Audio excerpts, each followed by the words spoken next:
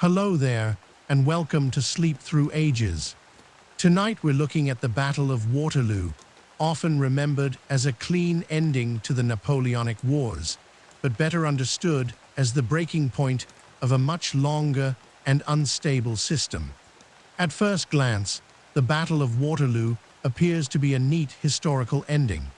One final confrontation, one defeated commander, one clear shift from war to peace.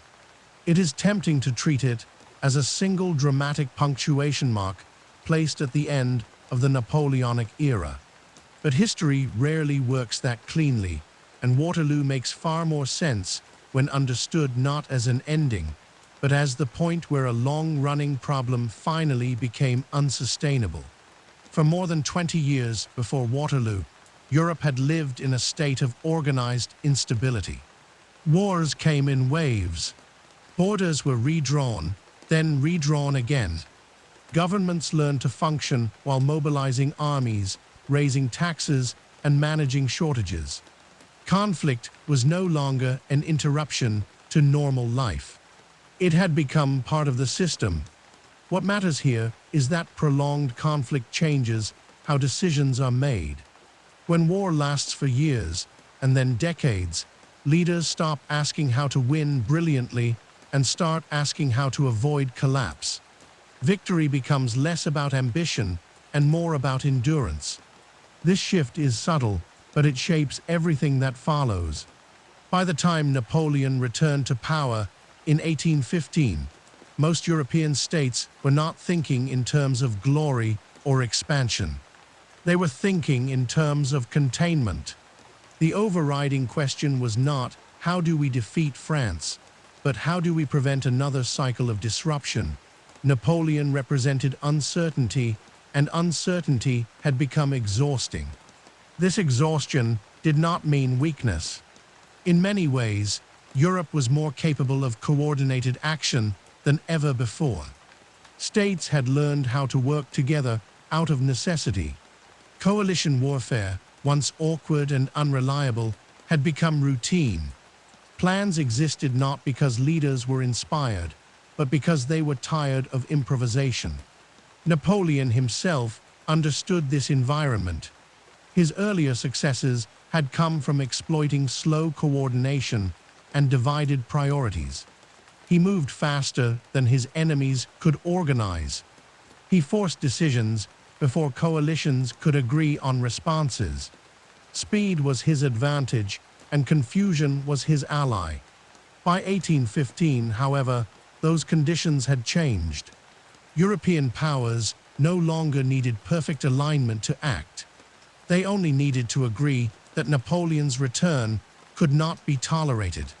That agreement came quickly, not because of panic, but because of experience. Everyone involved already knew what prolonged war with Napoleon looked like. Inside France, the situation was also more fragile than it appeared. Napoleon returned to power rapidly, but not deeply. Many officials complied out of habit rather than loyalty. Military officers returned to service because it was their profession, not because they believed the future was secure. This kind of compliance functions well in the short term, but it limits how much strain a system can absorb. This distinction matters because Napoleon's strategy depended on speed. He needed results before doubts could harden into resistance. He needed victories that were decisive enough to reshape the political landscape before coalition forces fully assembled. Time was not neutral. It worked against him. From the coalition perspective, time worked in the opposite direction. Delay favored coordination. Every additional day increased the likelihood that separate armies could support one another. Every week without a French breakthrough made unity easier to maintain. The longer Napoleon failed to resolve the situation, the weaker his position became. This asymmetry created a strange calm in the early stages of the campaign. There was urgency, but not frenzy. Everyone knew conflict was coming. No one believed negotiation would resolve it. But there was no rush to dramatic action. Instead, there was preparation, positioning, and cautious movement. One of the reasons Waterloo later acquired such symbolic weight is that it occurred after this long period of anticipation. The battle feels important not because it came suddenly, but because it arrived after so many other possibilities had already been removed. By the time armies began moving toward Belgium, the space for alternative outcomes was already narrowing. Belgium itself was not chosen for poetic reasons. It was practical. Roads converged there. Supply routes passed through it. Armies operating in the region could support or threaten multiple neighbors. Control of this area mattered less as territory and more as access. Napoleon moved north with the intention of forcing engagements before coalition armies could combine. This was consistent with his earlier methods. He was not seeking a single climactic battle for its own sake. He was trying to fracture coordination and regain leverage. Opposing him was Arthur Wellesley, better known as the Duke of Wellington. Wellington's reputation was built not on dramatic offensives, but on restraint. He understood coalition warfare as a problem of patience. His goal was rarely to win quickly. It was to avoid losing while waiting for support. This difference in temperament is often overstated as a clash of personalities. In reality, it reflected structural roles. Napoleon needed momentum. Wellington needed stability. Neither approach was inherently superior. Each was shaped by circumstance. Another important figure in this unfolding situation was the Prussian command structure, which had been rebuilt after earlier defeats. The Prussians had learned painful lessons about coordination and reform. Their participation in the coalition was not symbolic. It was central. Their ability to move and engage mattered enormously, even when not immediately visible. What is often misunderstood about coalition warfare is that it does not require perfect harmony. It requires persistence. Disagreements can exist. Rivalries can persist. As long as armies continue moving toward the same objective, coordination can emerge gradually. As forces began to mobilize, communication limitations shaped everything. Orders traveled slowly. Information arrived late.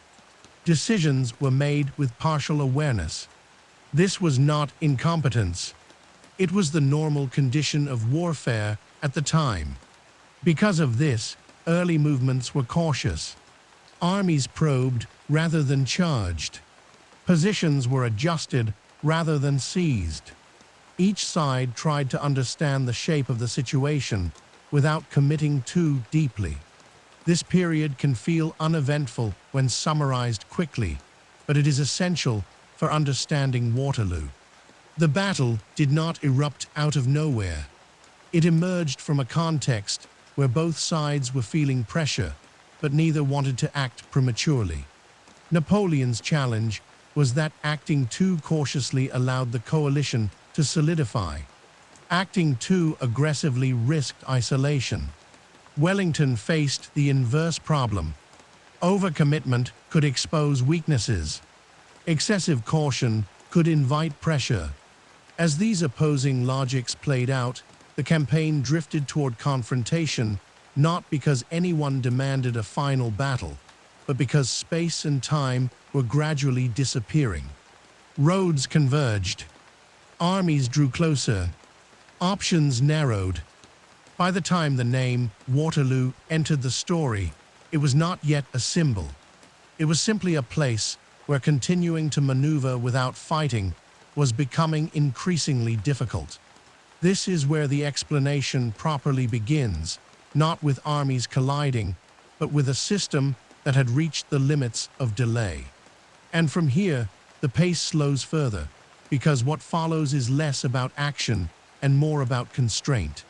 One of the easiest mistakes to make when explaining the road to Waterloo is to treat Napoleon's decisions in 1815 as isolated or improvised. In reality, they followed patterns he had relied on for most of his career. To understand why the campaign unfolded the way it did, it helps to slow down and look at how Napoleon had learned to think about time itself. Napoleon's rise had been built on the belief that time could be controlled. Early in his career, speed compensated for weakness. His armies were often smaller, less well supplied, or politically vulnerable. What allowed them to succeed was movement. He advanced before opponents were ready, forced decisions before alliances solidified, and created situations where enemies had to react rather than plan. This habit did not come from impatience. It came from experience. Napoleon had learned that large coalitions move slowly by nature. Different governments hesitate for different reasons. Commanders disagree. Supply systems lag. The faster he moved, the more these weaknesses worked in his favor. What matters here is that success reinforces method. When a particular approach works repeatedly, it becomes instinctive. Napoleon did not simply choose speed as a tactic. He came to see it as a principle. Delay, in his thinking, was rarely neutral. It usually benefited his opponents. By 1815, this way of thinking was deeply ingrained. Even though circumstances had changed, the logic felt familiar. If he could strike quickly enough, he might still separate enemy forces and defeat them individually. The idea was not unrealistic. It had worked many times before. The difficulty was that Europe had changed around him. Coalition warfare had become more practiced. States no longer needed weeks or months to decide how to respond to French movement. They had standing plans. They had learned how to mobilize in parallel rather than sequentially. This shift did not eliminate coalition weakness, but it reduced Napoleon's margin for error. Speed alone was no longer enough. It had to be paired with precision, coordination, and favorable conditions. Those were harder to guarantee. Napoleon was also working with an army that was different from the one he had commanded in earlier campaigns. The core of experienced soldiers still existed, but it was thinner. Many veterans had been lost in previous wars. Newer recruits lacked the same endurance and adaptability. The army functioned, but it was less forgiving. This meant that rapid movement now carried higher costs. Forced marches exhausted troops more quickly. Logistical strain accumulated faster. Recovery took longer. Speed still mattered, but it was no longer free. Despite this, Napoleon chose to act decisively once he returned to power. Waiting inside France would have allowed coalition forces to gather strength. Remaining on the defensive would have conceded initiative. From his perspective, movement was not optional. It was necessary. The direction of that movement was shaped by practicality rather than symbolism. Advancing into the Low Countries offered several advantages. Enemy armies were nearby, but not yet fully coordinated. Roads allowed for maneuver. A successful campaign there could disrupt coalition plans before they hardened. This approach aligned with Napoleon's long-standing belief that wars are won by creating confusion faster than enemies can resolve it. He was not trying to annihilate all opposition in one blow. He was trying to destabilize the system opposing him. Across the field, Wellington approached the situation differently, not because he misunderstood Napoleon, but because his responsibilities were different. Wellington's experience had taught him that coalition armies fail when they rush. Coordination mattered more than brilliance. Survival mattered more than display. Wellington had learned restraint through years of fighting in Spain and Portugal. There, he had often been outnumbered and operating far from support. Success depended on choosing ground carefully, avoiding unnecessary risk, and waiting for conditions to favor him. This background shaped how he viewed Napoleon's movements in 1815. Speed was expected. Aggression was assumed. Wellington's task was not to match it, but to absorb it without breaking. This difference in outlook did not imply passivity. Wellington moved his forces deliberately, positioning them where they could support one another and remain within reach of allies. He avoided isolation. He avoided commitment until necessary. What is often misunderstood is that this approach required confidence. Standing still while an aggressive opponent advances is psychologically demanding. It means trusting that patience will be rewarded. It also means accepting criticism for inaction. Wellington's confidence did not come from certainty of victory. It came from understanding his role within the coalition. His army did not need to defeat Napoleon alone. It needed to hold long enough for cooperation to take effect. Another layer of complexity came from the Prussian army, which was rebuilding its reputation after earlier defeats. The Prussians were highly motivated, but coordination between separate commands remained challenging. Timing mattered. Movement mattered. Misalignment could be costly. Napoleon was acutely aware of this. His campaign plan aimed to prevent effective cooperation between Wellington and the Prussians. If he could keep them apart, even temporarily, the balance might still shift. This objective shaped his early decisions. Engagements were sought not for their own sake, but for their positioning effects. Each movement was intended to force reactions that would complicate enemy coordination. The problem was that forcing reactions also creates commitments. Once armies begin responding to one another, flexibility diminishes. Early movements determine later possibilities. By advancing quickly, Napoleon gained initiative, but he also accepted constraint. As armies moved closer, communication delays became more consequential. Orders sent in the morning might arrive after conditions had changed. Reports described situations that no longer existed. Decision-making lagged behind reality. This lag affected everyone, not just Napoleon. Coalition commanders faced similar challenges. The difference was how these challenges aligned with their objectives. Delay harmed Napoleon more than it harmed his opponents. By this point, the campaign had developed a rhythm. Movement followed by adjustment.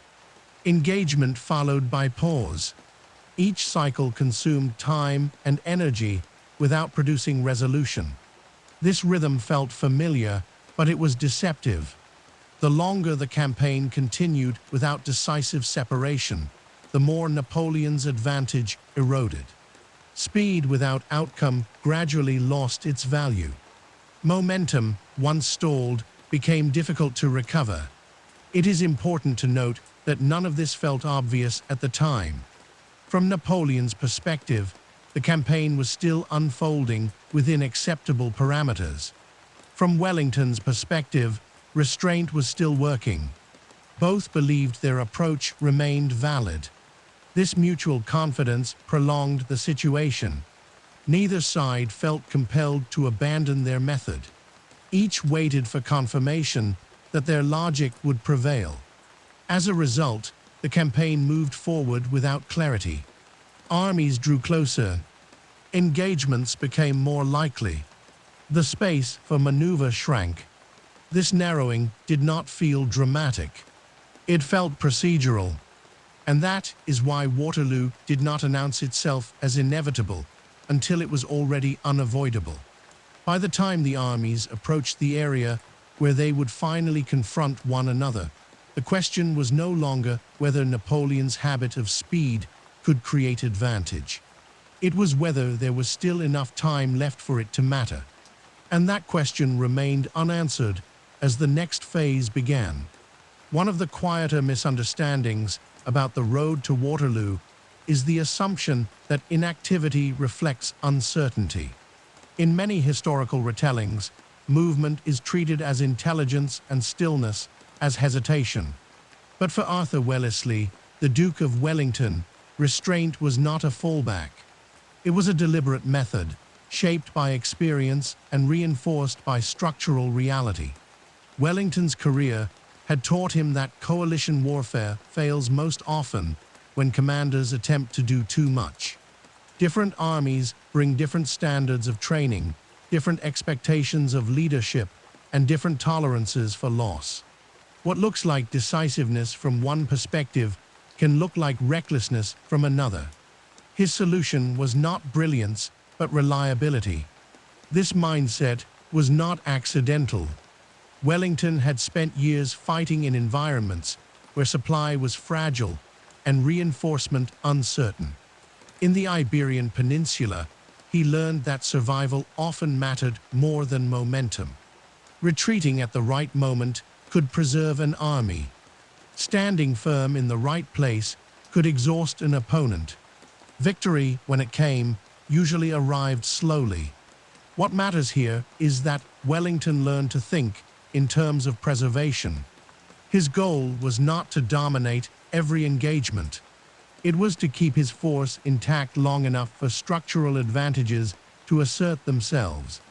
In coalition warfare, those advantages tend to accumulate over time. By 1815, Wellington understood that his army did not need to defeat Napoleon alone. It needed to avoid being defeated before cooperation took effect. This distinction shaped every decision he made as the campaign unfolded. Wellington's force was a composite army. British regulars formed its core, but they were supported by units from other states, each with their own traditions and limitations. This diversity increased numbers, but it also increased complexity. Maintaining cohesion required predictability. Predictability, in this context, meant resisting temptation. It meant choosing positions that could be defended without improvisation. It meant avoiding aggressive maneuvers that might strain coordination. It meant allowing Napoleon to press, rather than rushing to meet him. This approach often draws criticism because it lacks visible initiative. But initiative is only valuable when it can be sustained. Wellington understood that a failed offensive would do more damage to coalition confidence than a controlled defense ever could. Another important factor was Wellington's assessment of Napoleon himself. He respected Napoleon's ability to exploit disorder. The worst possible scenario was fragmented engagement, where isolated units could be overwhelmed. Preventing that scenario mattered more than any short-term gain. As Napoleon advanced into the Low Countries, Wellington's movements reflected this caution. He positioned his forces where they could support one another and remain within reach of allies. He avoided terrain that would force commitment without flexibility. This did not mean he was passive.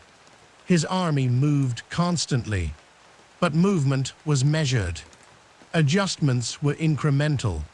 Each decision was framed in terms of what could go wrong rather than what might go right.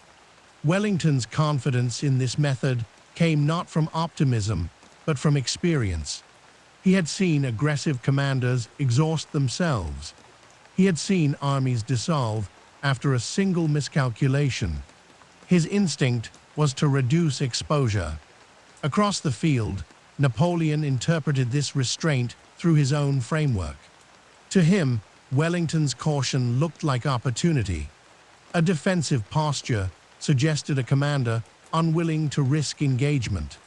That perception reinforced Napoleon's belief that pressure would eventually tell. This misalignment of interpretation is important. Both commanders were acting rationally within their own logic. The friction came from how each understood the other's intent. While Napoleon pushed forward, Wellington waited for alignment. That alignment depended heavily on the Prussian army. which was operating under its own constraints. Coordination between separate commands was not automatic. It required time, communication, and favorable conditions. The Prussian command structure had been reformed after earlier defeats, and its leadership was committed to cooperation. But commitment alone does not guarantee synchronization. Roads, weather, and enemy movement all affected timing. Wellington could not assume immediate support. He had to plan for delay. This reality reinforced his defensive posture. A position that could be held independently for a time was preferable to one that required immediate reinforcement. This emphasis on independence shaped his selection of ground later on. Positions were chosen not for dominance, but for durability. Modest ridges, natural cover, and defensible features mattered more than dramatic elevation. Another layer of Wellington's restraint was political. As a coalition commander, his actions carried diplomatic consequences. A catastrophic loss would not only cost soldiers, it would strain alliances. Success, by contrast, did not require spectacle. Stability was enough. This political awareness further reduced his appetite for risk. He did not need to win the war in a single stroke. He needed to avoid creating a crisis that others would have to resolve. From the outside, this can look like excessive caution. From the inside, it looks like discipline. Wellington was not waiting for inspiration. He was waiting for conditions. As the campaign progressed, this patience created a kind of strategic asymmetry. Napoleon felt pressure to act because delay weakened his position.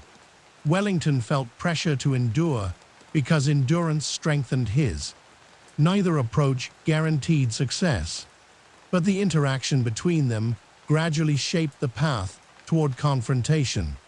It is also worth noting how this restraint affected the soldiers themselves. Defensive preparation, while less dramatic, can be reassuring.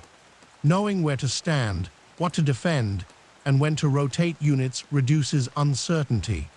This clarity helps maintain morale under strain.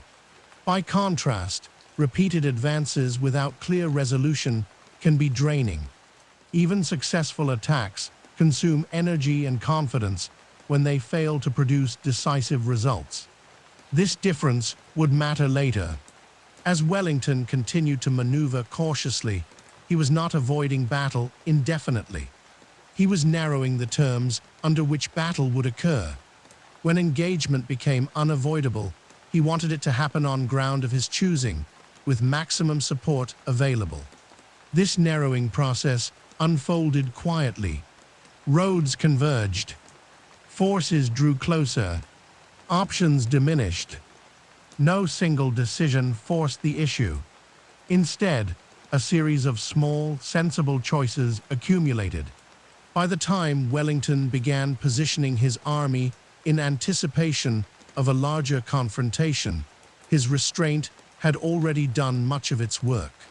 The coalition had not fractured. Support was moving closer. The structure he relied on remained intact.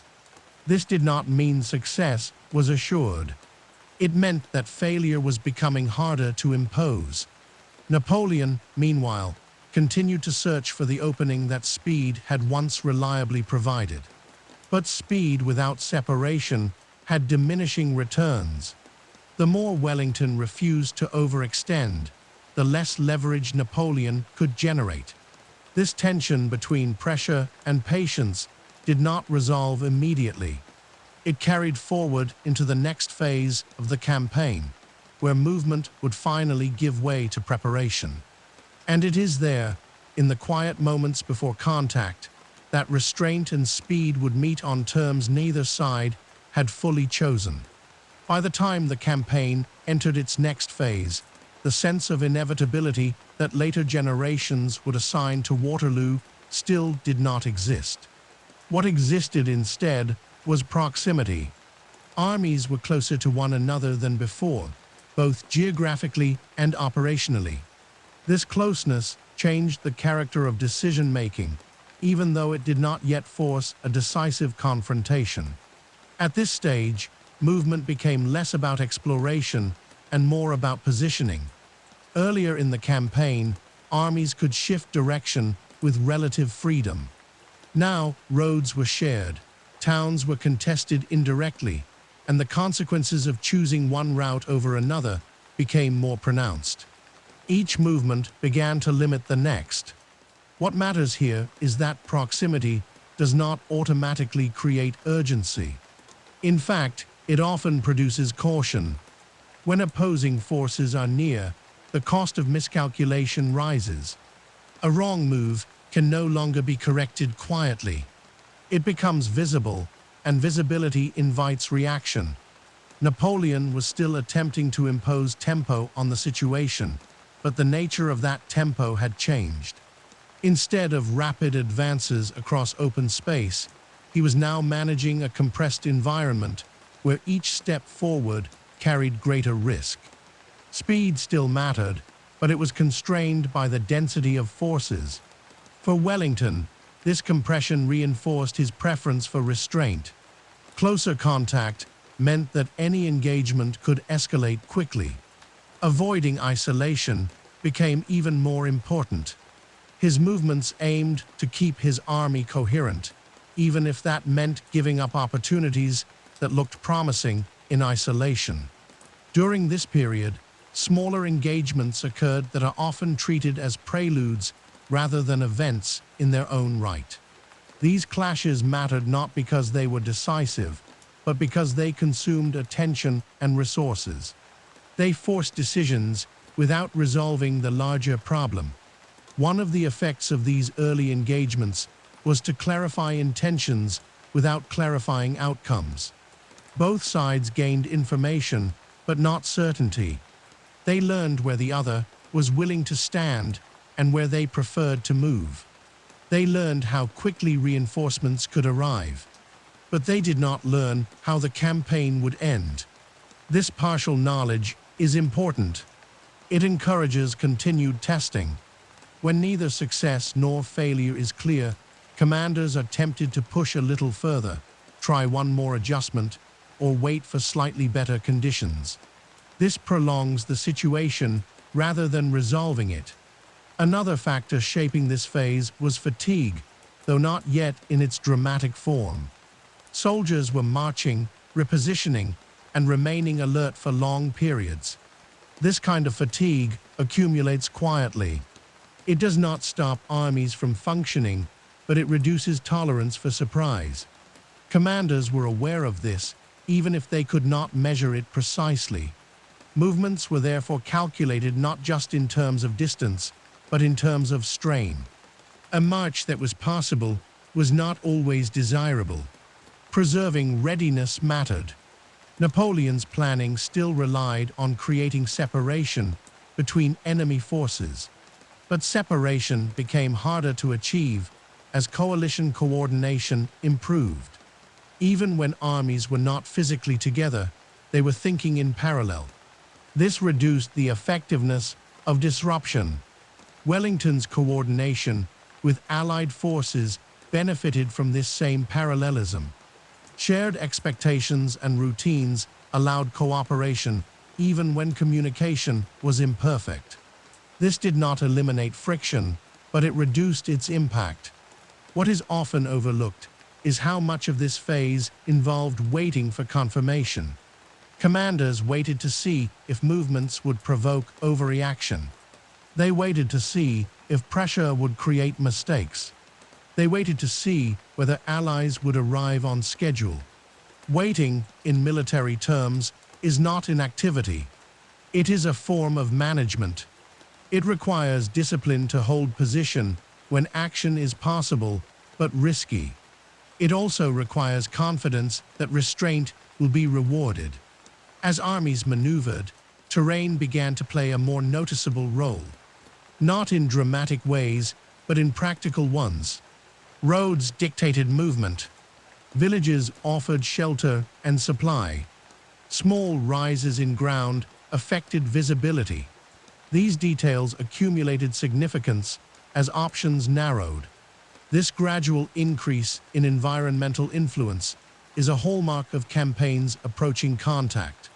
Early on, geography sets boundaries. Later, it shapes decisions. By this point, commanders were choosing positions not just for advantage, but for survivability. Napoleon's forces continued to press, but without achieving the separation he sought. Each engagement consumed energy without breaking the coalition structure. This did not mean failure, but it did increase urgency. Wellington, for his part, was becoming more willing to accept the possibility of a larger engagement, provided it occurred under controlled conditions. His patience was not infinite. It was conditional. That condition depended largely on support. The closer Allied forces moved, the more confident Wellington could be in holding ground. This calculation influenced where he chose to stand and where he chose to withdraw. The interaction between these opposing calculations created a narrowing corridor of possibility. Napoleon needed action before support fully aligned. Wellington needed alignment before action became unavoidable. Both were moving toward the same point from opposite directions. This convergence did not feel dramatic at the time. It felt procedural. Armies adjusted positions. Orders were revised. Maps were consulted. Each step seemed sensible on its own. Yet each step also reduced the range of alternatives. Once certain roads were occupied, others became less viable. Once certain positions were reinforced, abandoning them became costly. Momentum accumulated quietly. Another important aspect of this phase was the absence of clarity about scale. No one knew whether the next engagement would be limited or expansive. This uncertainty encouraged preparation without commitment. Forces were arrayed in ways that could support either outcome. This flexibility came at a cost. Maintaining readiness for multiple possibilities spreads attention. It can delay decisive action, but it also reduces vulnerability to surprise. Napoleon's challenge was that flexibility without outcome favored his opponents. The longer the situation remained unresolved, the more coalition advantages asserted themselves. His pressure needed to produce results soon to remain effective. Wellington's challenge was the opposite. He needed to prevent premature escalation. Each day without disaster strengthened his position. His restraint was not passive. It was accumulative. As the armies edged closer, the distinction between maneuver and preparation began to blur. Movements were no longer exploratory. They were anticipatory. Positions were chosen with the expectation of engagement, even if the timing remained uncertain. This anticipatory phase is often compressed in historical narratives, but it is where much of the campaign's logic crystallized. Decisions made here shaped what would be possible later, even if their importance was not yet apparent. By the time the armies were close enough that sustained engagement could not be avoided much longer, both sides had already committed themselves in quieter ways. Plans had hardened. Expectations had formed. Energy had been spent. The next phase would not begin with a sudden choice. It would begin because the accumulated conditions made continued maneuver impractical. And so, without declaration or announcement, the campaign moved toward the point where explanation gives way to contact and preparation gives way to endurance.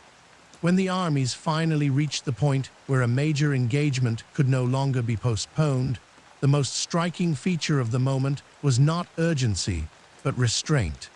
Later accounts often compress this stage into a quick transition.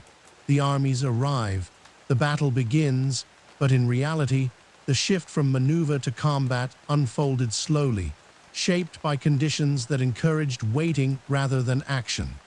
At first glance, this delay can feel counterintuitive. Napoleon's entire campaign logic depended on speed. Every hour mattered. And yet, on the morning of the battle, nothing moved quickly. The reason for this was not indecision or lack of resolve. It was practicality. The ground had been soaked by rain during the night. This mattered in ways that are easy to underestimate. Napoleonic warfare relied heavily on artillery, and artillery depended on firm ground. Cannons needed stable footing to fire accurately and to be repositioned efficiently. Soft soil slowed movement, reduced effectiveness, and increased the physical toll on men and animals alike. What matters here is that beginning the battle too early would have locked these disadvantages in place. Waiting, by contrast, offered the possibility of improvement. Even a few hours of drying could make a meaningful difference. The delay was a calculated trade-off between time and capability. From Napoleon's perspective, this calculation was uncomfortable but necessary. He understood that time favored the coalition, but he also knew that attacking under poor conditions could squander his remaining advantages. The campaign required a decisive result, but decisiveness still depended on functional tools. Wellington experienced this delay very differently. His position did not deteriorate with time. In fact, waiting worked in his favor. The longer the morning passed without engagement, the more likely it became that Allied support would approach. Patience aligned with his strategic objectives. This asymmetry shaped the tone of the morning. Both sides prepared, but neither rushed. Units adjusted formations. Officers issued clarifications rather than new orders. Soldiers waited in readiness without yet expending energy. The atmosphere was tense, but not chaotic. Waiting under these conditions is psychologically demanding. Soldiers must remain alert without acting. Anticipation rises and falls repeatedly. Each moment that seems like it might bring action passes without resolution. Over time, this creates a low-level fatigue that is different from physical exhaustion, but just as real. Commanders were also managing uncertainty. Reports arrived about enemy positions, but they were incomplete. Visibility was limited by terrain and lingering moisture in the air. Acting on partial information risked misalignment. Waiting promised clarity, but only marginally. When engagement finally began, it did not announce itself with a sweeping advance across the entire field. Instead, it emerged in specific areas where pressure accumulated. Local decisions became global consequences. This is typical of large battles, but it is often obscured by later summaries. One of the earliest focal points of fighting was a fortified farm positioned near the edge of Wellington's line. It was not large or imposing, but it occupied ground that mattered. From Napoleon's perspective, leaving it intact risked allowing the enemy to anchor their defense too securely. Engaging it promised to disrupt that structure. The decision to attack such a position was not dramatic. It was procedural. The farm represented a problem that could not be ignored. Addressing it seemed sensible. But once fighting began there, it acquired a weight disproportionate to its size. What matters here is inertia. Once forces are committed to an objective, disengaging becomes psychologically and logistically difficult. Each additional effort feels like it might finally produce results. Withdrawal begins to look like wasted effort rather than prudent reassessment. As fighting continued around this position, resources flowed toward it steadily. Units were rotated in. Attacks were renewed. Attention narrowed. This did not happen because the position was uniquely valuable, but because it had become a focal point. Elsewhere along the line, activity remained more restrained. Artillery exchanges tested range and effectiveness. Infantry maneuvered cautiously. Cavalry observed rather than charged. The battle unfolded unevenly, with intensity concentrated in specific zones. This unevenness mattered. It allowed commanders to interpret events selectively. Success in one area suggested opportunity. Resistance in another suggested the need for persistence. Without a clear overall picture, local impressions shaped broader decisions. As the morning progressed, the battlefield environment began to change. Smoke accumulated. Sound echoed unpredictably. Visual cues became less reliable. Communication slowed as messengers navigated increasingly crowded terrain. These changes did not produce immediate confusion, but they eroded clarity. Commanders were still issuing orders, but those orders were increasingly based on assumptions rather than direct observation. This is not a failure of leadership. It is a structural limitation. Napoleon's planning relied on identifying weakness and applying pressure. Doing so required timely information. As clarity diminished, pressure became less targeted. Effort continued, but its focus blurred. Wellington's defensive posture reduced his reliance on precise information. Holding ground requires fewer adjustments than advancing. His primary concern was whether his line remained intact. As long as it did, his objectives were being met. This difference in informational burden is important. One side needed to read the battlefield actively. The other needed to endure it. As conditions worsened, endurance became easier to sustain than interpretation. Fatigue began to accumulate, though not yet dramatically. Soldiers were standing under arms, advancing in short bursts, withdrawing, reforming. These actions consume energy gradually. The toll was not yet visible, but it was being taken. As attacks were repeated, their effectiveness began to vary. Early momentum encountered prepared defenses. Progress slowed. Losses increased. Yet the absence of collapse encouraged continued effort. The logic became incremental. One more push might be enough.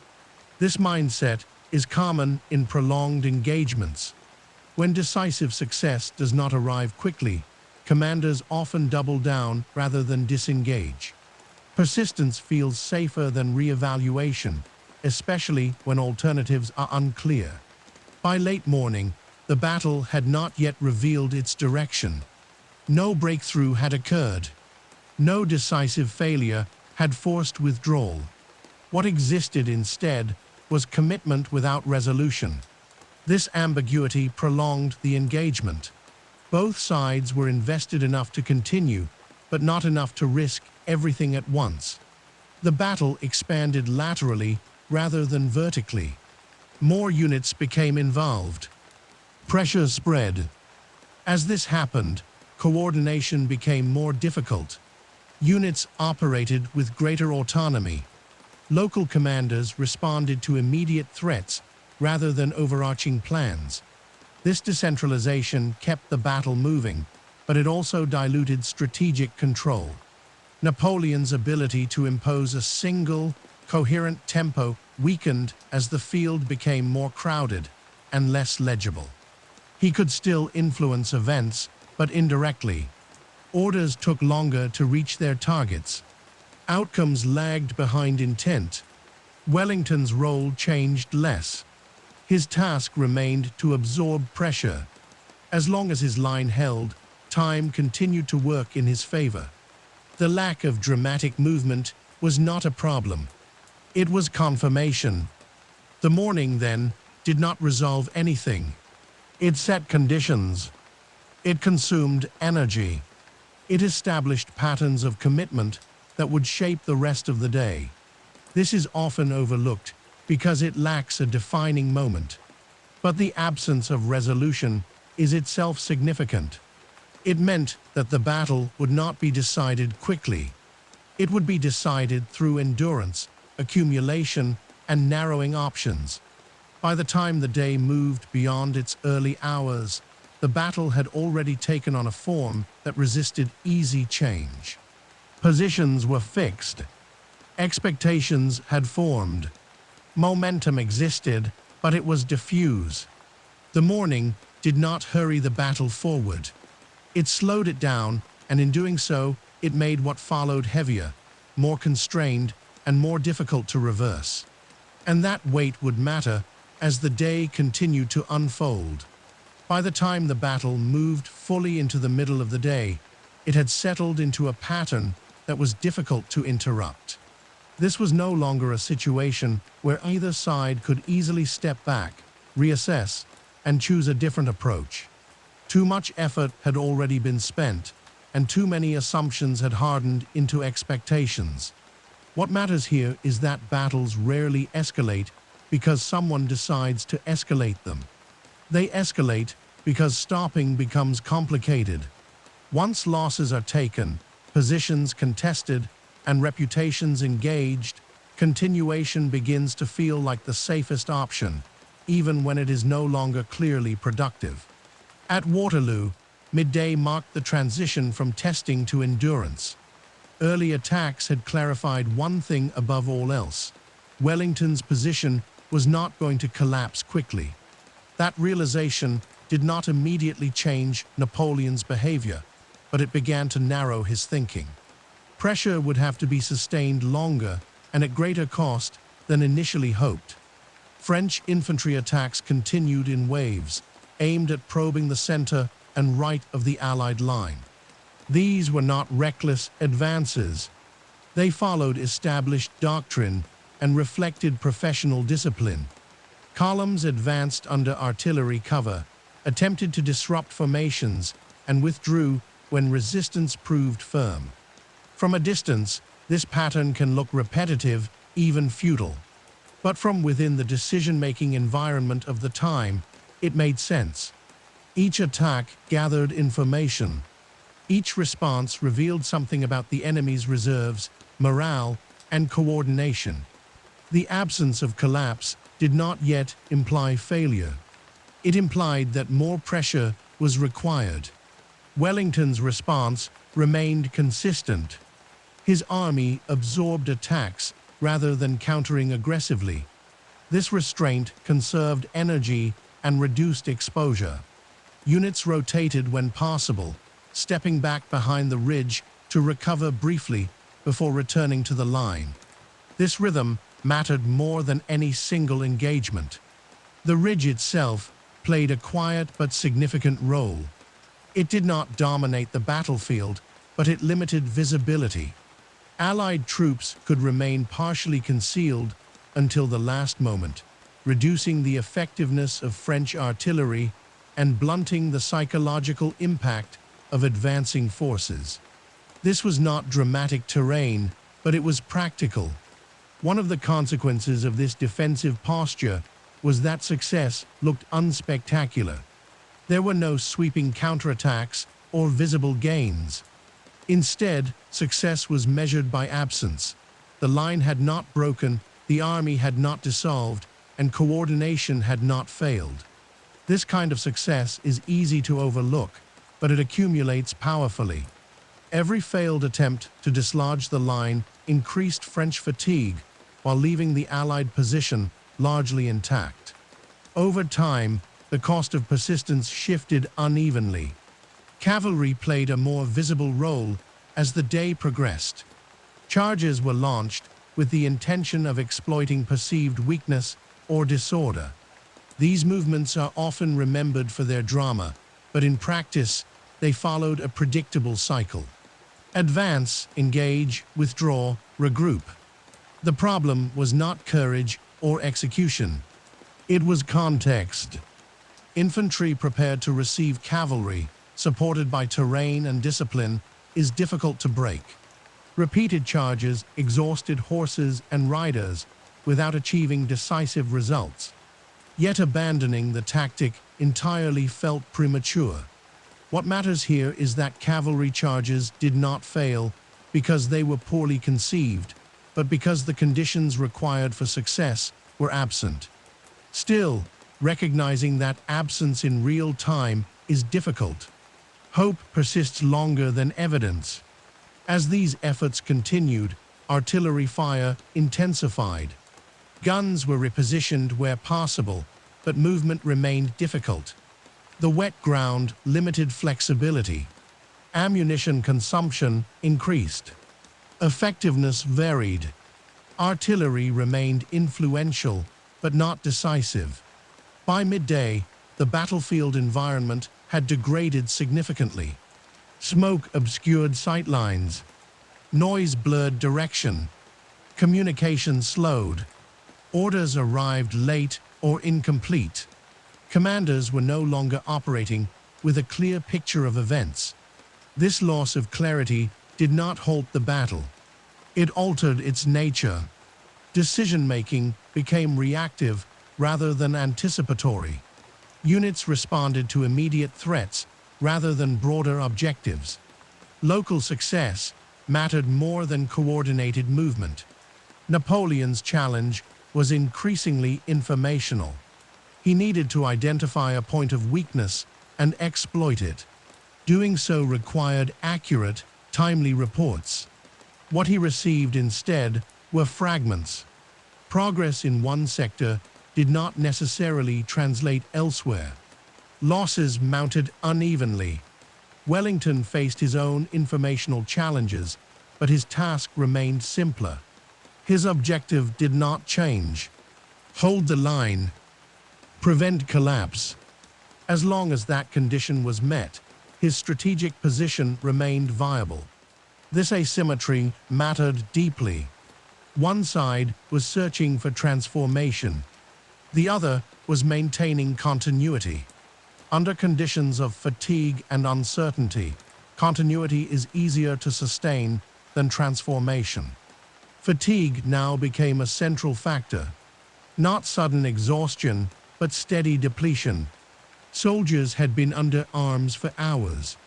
Movements were repetitive. Stress accumulated. Reaction times slowed. Discipline required effort. Yet the Allied line continued to function. This was not because the soldiers were unaffected, but because their role was clear. Knowing what is expected, even when it is difficult, reduces cognitive strain. Ambiguity is more tiring than effort. On the French side, ambiguity increased. Attacks had not produced breakthrough. Waiting risked allowing external pressure to grow. Escalation carried cost without certainty. Each option narrowed the next. This narrowing did not produce immediate desperation. It produced persistence. Attacks continued because stopping felt unsafe. Commitment deepened because alternatives seemed worse. By this stage, the battle had acquired inertia. It moved forward because it had already started. Changing direction required energy and coordination that were increasingly scarce. What is often missing from simplified accounts is how ordinary this feels from inside the moment. There is no sense of climax. There is no clear signal that the decisive phase has arrived. There is only continuation. Midday at Waterloo was not about brilliance or collapse. It was about accumulation. Losses accumulated. Fatigue accumulated. Assumptions accumulated. Each made the next decision heavier. The longer this continued, the more the battle's outcome would depend not on clever maneuver, but on endurance and timing. Whoever could sustain effort longer and adapt just enough under pressure would shape what came next. And as the afternoon approached, one additional factor, long anticipated but still uncertain, began to weigh more heavily on every calculation, even if its full significance was not yet clear. As the battle moved beyond midday and into the long stretch of afternoon, one of the most significant changes was not visible on the field itself. It occurred in how information functioned and, more importantly, how it failed. By this point, both armies were operating inside a system that no longer produced reliable understanding of what was happening as a whole. Early in the day, uncertainty had existed alongside structure. Reports were incomplete, but they still pointed roughly in the right direction. Commanders could cross-check impressions, adjust plans, and feel reasonably confident that their actions aligned with reality. By the afternoon, that confidence had eroded. What matters here is that information loss does not arrive all at once. It accumulates. Smoke thickens gradually. Sound becomes harder to place. Messengers take longer to move across crowded ground. Each delay on its own seems manageable. Together, they change how decisions are made. Napoleon's style of command relied heavily on synthesis. He gathered reports, compared them, and used the resulting picture to direct effort toward opportunity. This method works best when information is timely and broadly accurate. As the day progressed, both of those conditions weakened. Reports that reached him increasingly described local success without context. A unit might be advancing, but at unsustainable cost. Another might be holding, but barely. Without seeing how these pieces fit together, it became harder to judge where commitment would matter most. This did not mean Napoleon was blind.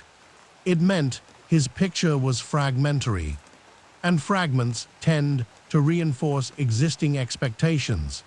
If one believes pressure will eventually tell, reports of incremental progress feel encouraging, even when they are not decisive. Wellington's informational environment was different, but not simpler. He did not need to identify opportunity in the same way. His concern was whether any part of his line was approaching failure. That question is easier to answer under pressure than the question of where to break through. Still, even Wellington could not see everything. Units rotated in and out of contact. Some sectors were quieter than others. Fatigue was uneven. He depended on subordinate commanders to manage their own areas effectively and to communicate clearly if something was wrong. This reliance on subordinates highlights an important feature of the battle's later stages. Control became more decentralized not because commanders chose it, but because it was unavoidable. Large-scale coordination requires clarity, and clarity was fading. As the afternoon wore on, decisions increasingly reflected habit rather than innovation. Units repeated actions that had worked earlier. Commanders reinforced areas that had already received attention. This is not a failure of imagination. It is a response to uncertainty. When information is poor, experimentation becomes risky. Changing approach without understanding consequences can make things worse. Continuing familiar patterns feels safer, even if results are diminishing.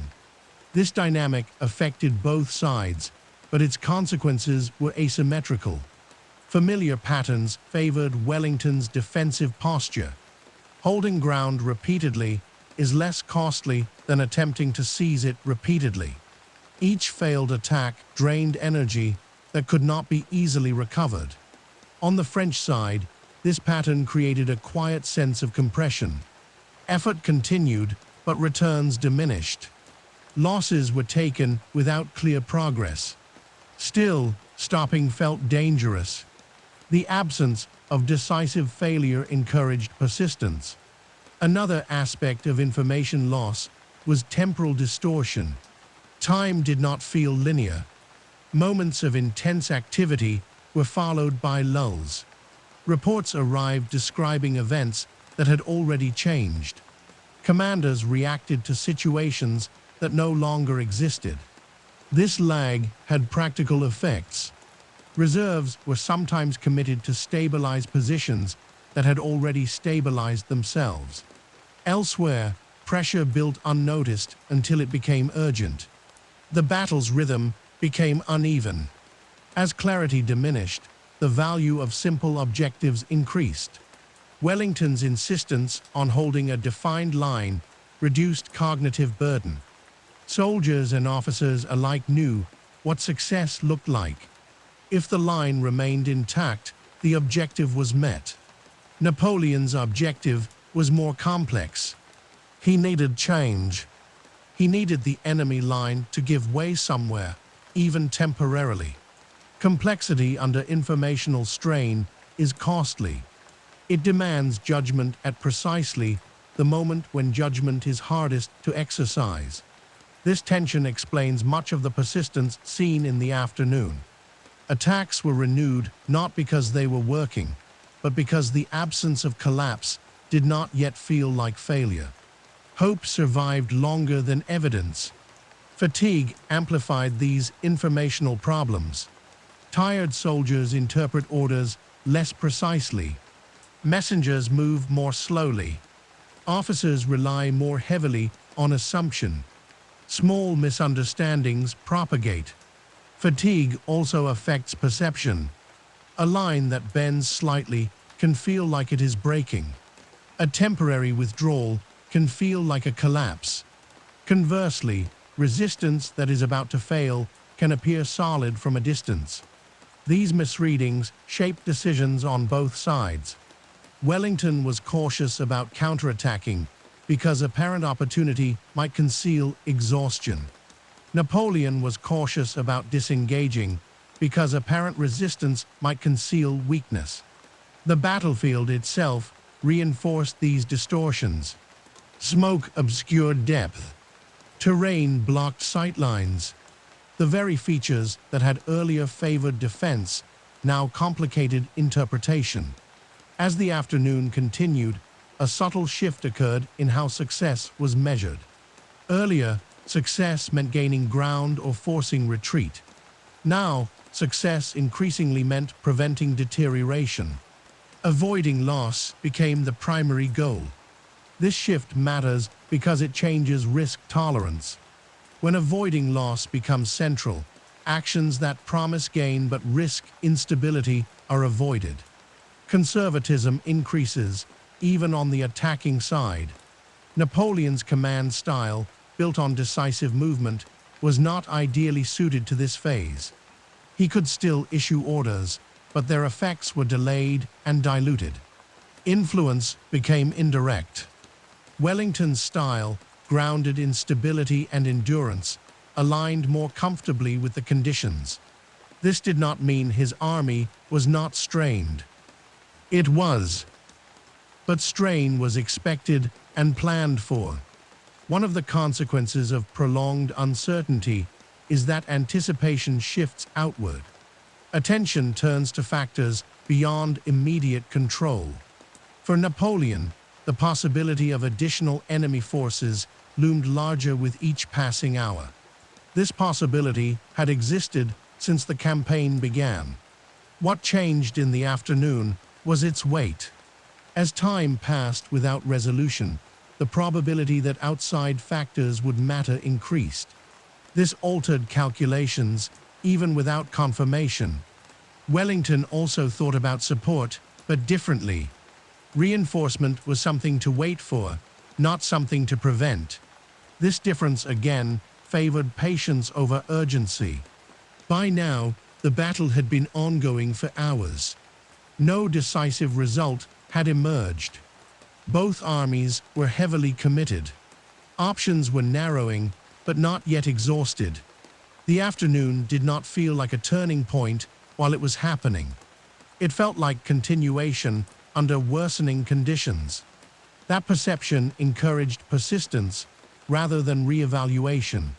This is one of the quieter truths about large battles. They do not announce when they are being decided.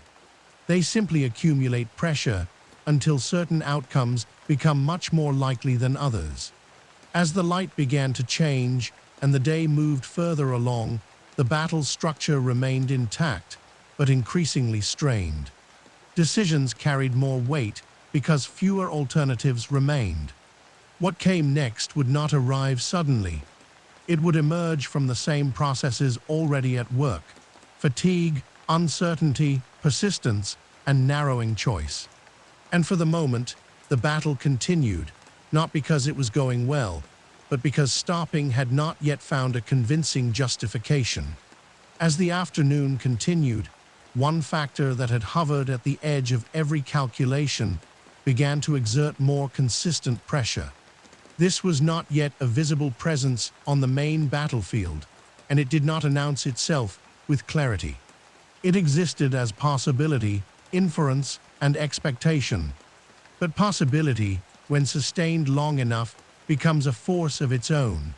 From the beginning of the campaign, Napoleon's strategy had depended on preventing opposing forces from acting together. Separation was not a preference. It was a requirement. Every hour that passed without decisive success increased the chance that this requirement would no longer be met. What matters here is that the danger was not hypothetical. It was structural. Coalition warfare does not need perfect timing to function. It only needs partial overlap. Even limited coordination can change the balance of pressure, especially late in a day when fatigue is already widespread. Throughout the afternoon, reports continued to arrive suggesting movement beyond the immediate battlefield. These reports were inconsistent. Some described small detachments. Others hinted at something larger. None provided enough detail to eliminate uncertainty. This uncertainty created a specific kind of strain. Decisions had to account for a future that could not be clearly seen. Acting as if no additional forces would appear was risky. Acting as if they already had appeared could lead to premature overcommitment. Napoleon now faced a narrowing decision space. Early in the campaign, speed had been a tool for shaping events. At this stage, speed was constrained by conditions already set. The question was no longer how quickly he could move, but how quickly the situation could deteriorate if he did not act. Escalation under these circumstances is often misunderstood. It is not driven by emotion or desperation in the dramatic sense. It is driven by arithmetic. When incremental pressure has failed to produce change, larger commitments begin to look like the only remaining lever. This arithmetic was complicated by fatigue. Any force committed late in the day would enter a battlefield already shaped by hours of strain. Visibility was poor. Terrain was crowded. Units were tired. Even elite troops would not be operating under ideal conditions. Still, elite troops represent potential. Their presence can change morale, disrupt formations, and force reactions.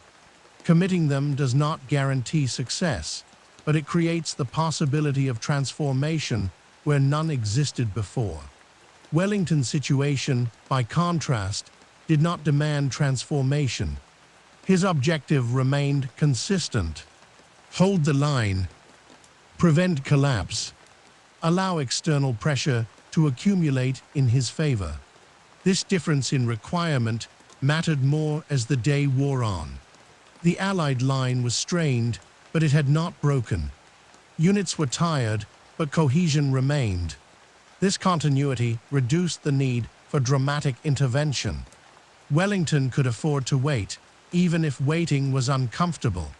This asymmetry influenced how each side perceived the same events. What looked like intolerable delay to Napoleon looked like acceptable endurance to Wellington. Neither perception was wrong. They reflected different strategic necessities. As reports of distant fighting became more frequent, the psychological balance began to shift. Even without confirmation, the idea that additional forces might be approaching altered risk tolerance. Actions that might have seemed reasonable earlier now carried added cost. Napoleon's subordinates felt this pressure unevenly. Some commanders interpreted distant sounds as evidence of imminent danger. Others dismissed them as peripheral. This variation mattered because it led to inconsistent responses. In complex systems, uneven adaptation creates friction. Parts of the system adjust, while others continue as before. Coordination suffers not because of error, but because alignment is incomplete. French units on the periphery began redirecting attention. Resources were shifted. Plans were modified. None of this halted the main battle, but it diluted focus. Pressure that had once been concentrated now spread across a wider front. Wellington's forces experienced less need for such redistribution. Pressure remained focused along the line. The defensive structure absorbed it. Attention stayed centered on maintaining cohesion rather than responding to new threats. Another consequence of growing uncertainty was the increasing importance of morale. Soldiers do not need perfect information, but they do need a sense that effort is meaningful. Repeated attacks without visible progress erode confidence, even when discipline holds. On the Allied side, the absence of collapse reinforced belief. Holding position under sustained pressure can be psychologically strengthening. Each repelled attack confirmed that endurance was working. This contrast in morale trajectories is subtle but important. One side was spending energy to maintain what it had. The other was spending energy to change what existed. Over time, these expenditures feel different. As the afternoon progressed, the battlefield itself began to show signs of cumulative strain. Movement slowed. Reaction times lengthened. Units took longer to reform. These changes did not halt operations, but they reduced elasticity. Elasticity is the ability to absorb shock and recover. Early in a battle, elasticity is high. Late in a battle, it diminishes. This makes systems more sensitive to disruption, even minor ones. Napoleon's challenge was that his strategy now depended on creating disruption at precisely the moment when his own system was least elastic. This is not a contradiction, but it is a risk. The longer the day continued without resolution, the more the battle's outcome would depend on timing rather than brilliance. Whoever acted at the right moment, with just enough remaining capacity, could shape events disproportionately. But identifying that moment in real time is extremely difficult. Signals are ambiguous. Opportunities appear and disappear quickly. Fatigue clouds judgment. Wellington's approach reduced his exposure to this difficulty. He did not need to identify the perfect moment. He needed to avoid the wrong one. As long as his line held, time continued to favor him. Napoleon's approach required judgment under pressure. He needed to decide when incremental effort had failed and escalation was required. Acting too early risked wasting resources. Acting too late risked being overtaken by external forces. This dilemma did not resolve cleanly. It persisted, tightening with each passing hour. Decisions were delayed, revisited, modified. Each adjustment reduced remaining flexibility. As the day wore on, the sense of compression increased. The future felt closer. Consequences felt heavier. Choices felt fewer. This is often the stage at which historical narratives introduce decisive moments. In reality, it is a stage of narrowing rather than climax. The battle was not yet decided, but it was becoming increasingly constrained. The presence of potential reinforcements did not end the battle immediately. It changed its meaning. Continuing to fight now carried different implications than it had earlier in the day. For Napoleon, each additional hour without resolution increased risk. For Wellington, each additional hour without collapse increased confidence. This divergence continued to shape decisions, even when neither side articulated it explicitly. As afternoon edged toward evening, the battle remained unresolved, but it was no longer open-ended. The range of possible outcomes had narrowed significantly, even if the final shape was not yet visible. The field itself did not change dramatically. The same positions were contested, the same lines held. But beneath that surface continuity, the balance of probability was shifting. And it was shifting not because of a single action, but because of accumulation, of fatigue, of uncertainty, of external pressure, and of time itself. For the moment, the battle continued in this compressed state, where every decision mattered more because fewer remained. As the battle moved deeper into the later hours of the afternoon, the most important shift was not in position or formation, but in the nature of control itself. Earlier in the day, commanders could still imagine that the battle responded directly to intention. Orders were given, and results, even if delayed, could be traced back to those decisions. Now, that connection was weakening. What matters here is that control in large battles is never absolute. It is provisional. It depends on communication, energy, and shared understanding. As those supports erode, command becomes more about influence than direction. Leaders can still shape behavior, but they cannot precisely dictate outcomes. By this stage, both armies were operating with reduced responsiveness. Units moved more slowly. Reforming after engagement took longer. Small disruptions had larger effects because there was less reserve capacity to absorb them. This did not mean collapse was imminent, but it did mean that the system was more fragile. For Napoleon, this fragility created a difficult paradox. The very conditions that made decisive action more necessary also made it harder to execute effectively. Late-day attacks carried higher risk because coordination was harder to achieve and recovery more difficult. Yet waiting carried its own dangers. This is a common feature of prolonged conflict. Early in a battle, restraint preserves options. Late in a battle, restraint can feel like surrendering initiative. The challenge is that initiative itself has become expensive. Wellington's position remained more stable, but not effortless. His army had been under sustained pressure for hours. Units were tired. Officers were managing stress as much as tactics. Maintaining cohesion required constant attention.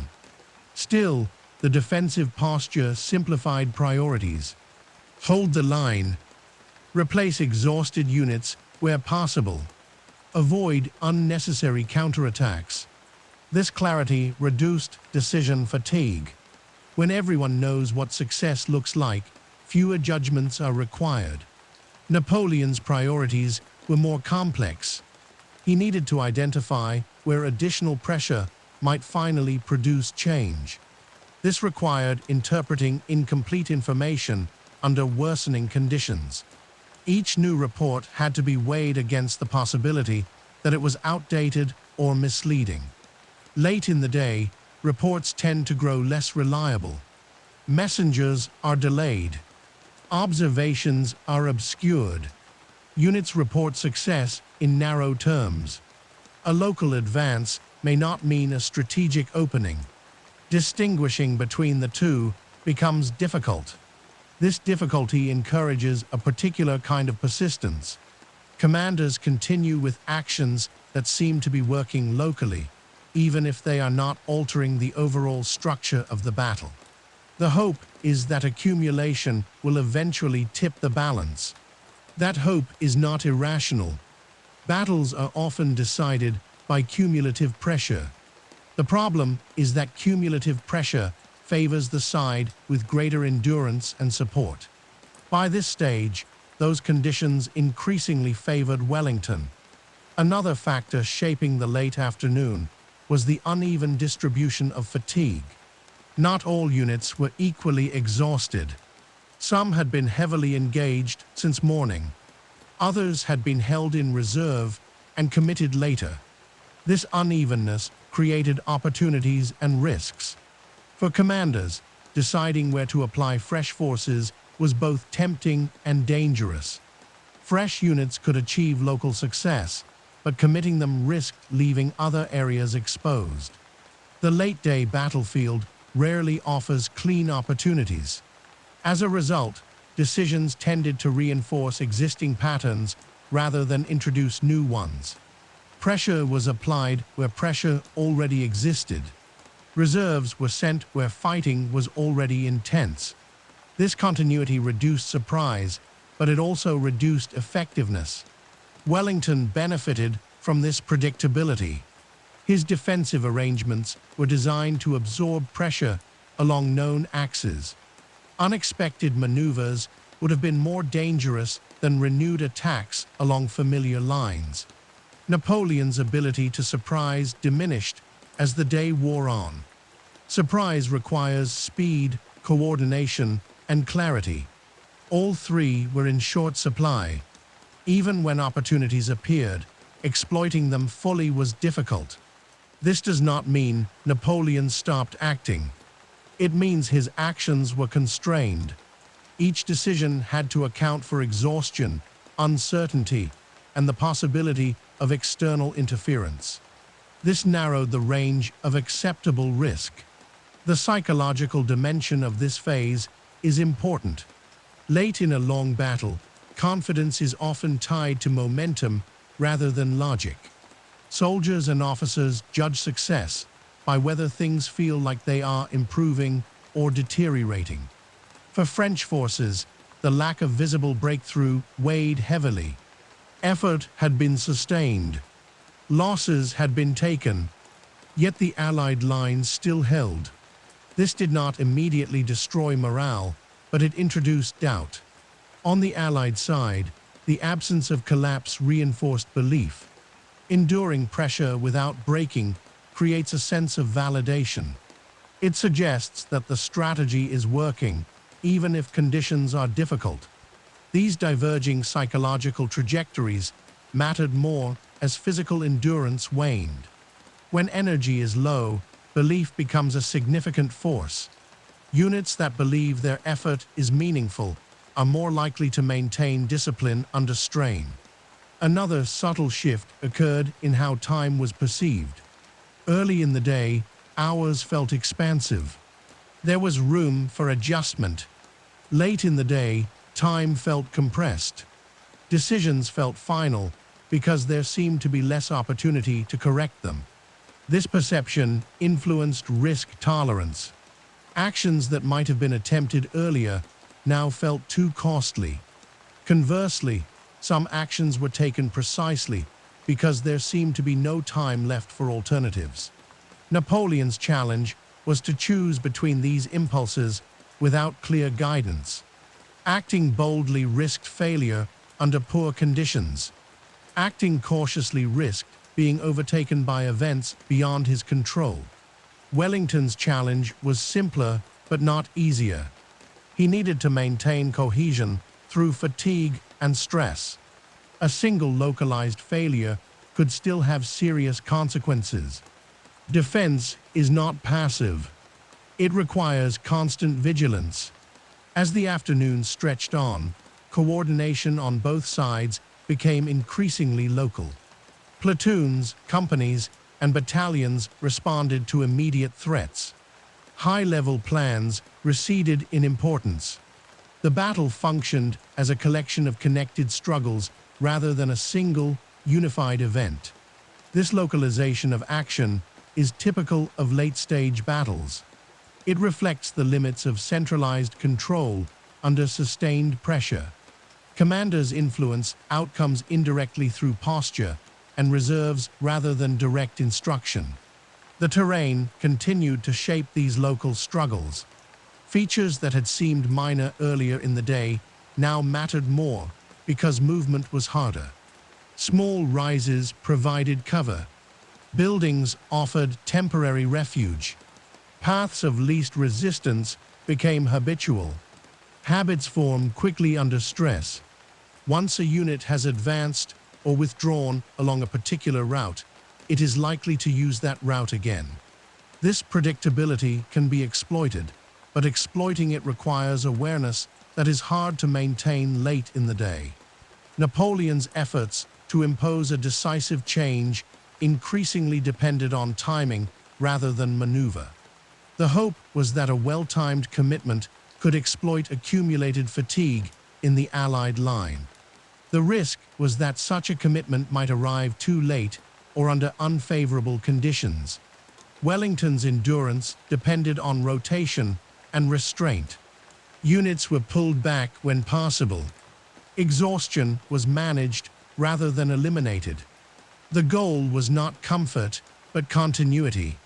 As daylight began to soften, the battle's character subtly shifted again. Visibility changed. Distances felt shorter or longer depending on angle and light. These sensory changes affected perception, even if they did not alter positions dramatically. Late daylight can be deceptive. Movements appear larger or smaller than they are. Shadows distort formation. Interpreting these signals requires caution, especially under fatigue. Commanders were aware of this, even if they could not fully compensate. Decisions slowed further. Confirmation was sought before action. This caution favored the side that benefited from delay. By now, the battle had reached a stage where no outcome would be clean. Whatever happened next would be shaped by exhaustion, partial understanding, and limited control. The decisive phase, when it came, would not arrive in ideal conditions. This is often the point where historical narratives accelerate toward resolution. But from inside the moment, nothing felt resolved. The battle continued because it had not yet clearly ended. For the soldiers on the field, the late afternoon was defined less by strategy than by persistence. Hold here. Advance there. Withdraw when necessary. Reform when possible. The war narrowed to manageable tasks. For commanders, the challenge was to continue making decisions when the margin for meaningful choice was shrinking. This required judgment under pressure, with imperfect information and diminishing energy. As the day edged onward, the balance of probability continued to shift, quietly and unevenly. The battle had not yet crossed into conclusion, but it was approaching the point where endurance would matter more than intention. And so the fighting continued, not accelerating toward an obvious end, but settling deeper into the limits of what both sides could still control. As the day moved toward its later hours, the battle entered a phase where time itself began to feel different. Earlier, time had been something to manage. Hours could be traded for better conditions or clearer information. Now, time felt heavier, more compressed, as though each remaining hour carried more consequence than the one before it. What matters here is not the clock, but perception. Late in a long engagement, commanders and soldiers alike sense that opportunities are diminishing. The future feels closer, even if no one can say exactly what it holds. This feeling does not come from panic. It comes from accumulation. Napoleon was acutely aware that the day was advancing without delivering the kind of result his strategy required. This awareness did not arrive as a single realization. It emerged gradually as repeated efforts failed to produce decisive change. Each attack that did not break the Allied line reduced the number of remaining options. The challenge was not simply that attacks were failing. It was that they were failing at increasing cost.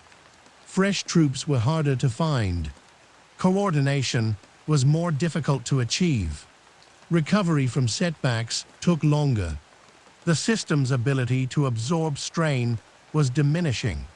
Escalation under these conditions became more likely, but also more dangerous. Committing elite units or reserves late in the day carries inherent risk. These forces enter an environment shaped by fatigue, reduced visibility, and fragmented control. Their effectiveness depends heavily on timing and support. What is often misunderstood is that such decisions are not made in a vacuum. They are shaped by everything that has come before. When incremental pressure has been applied repeatedly without effect, escalation begins to feel less like a gamble and more like necessity.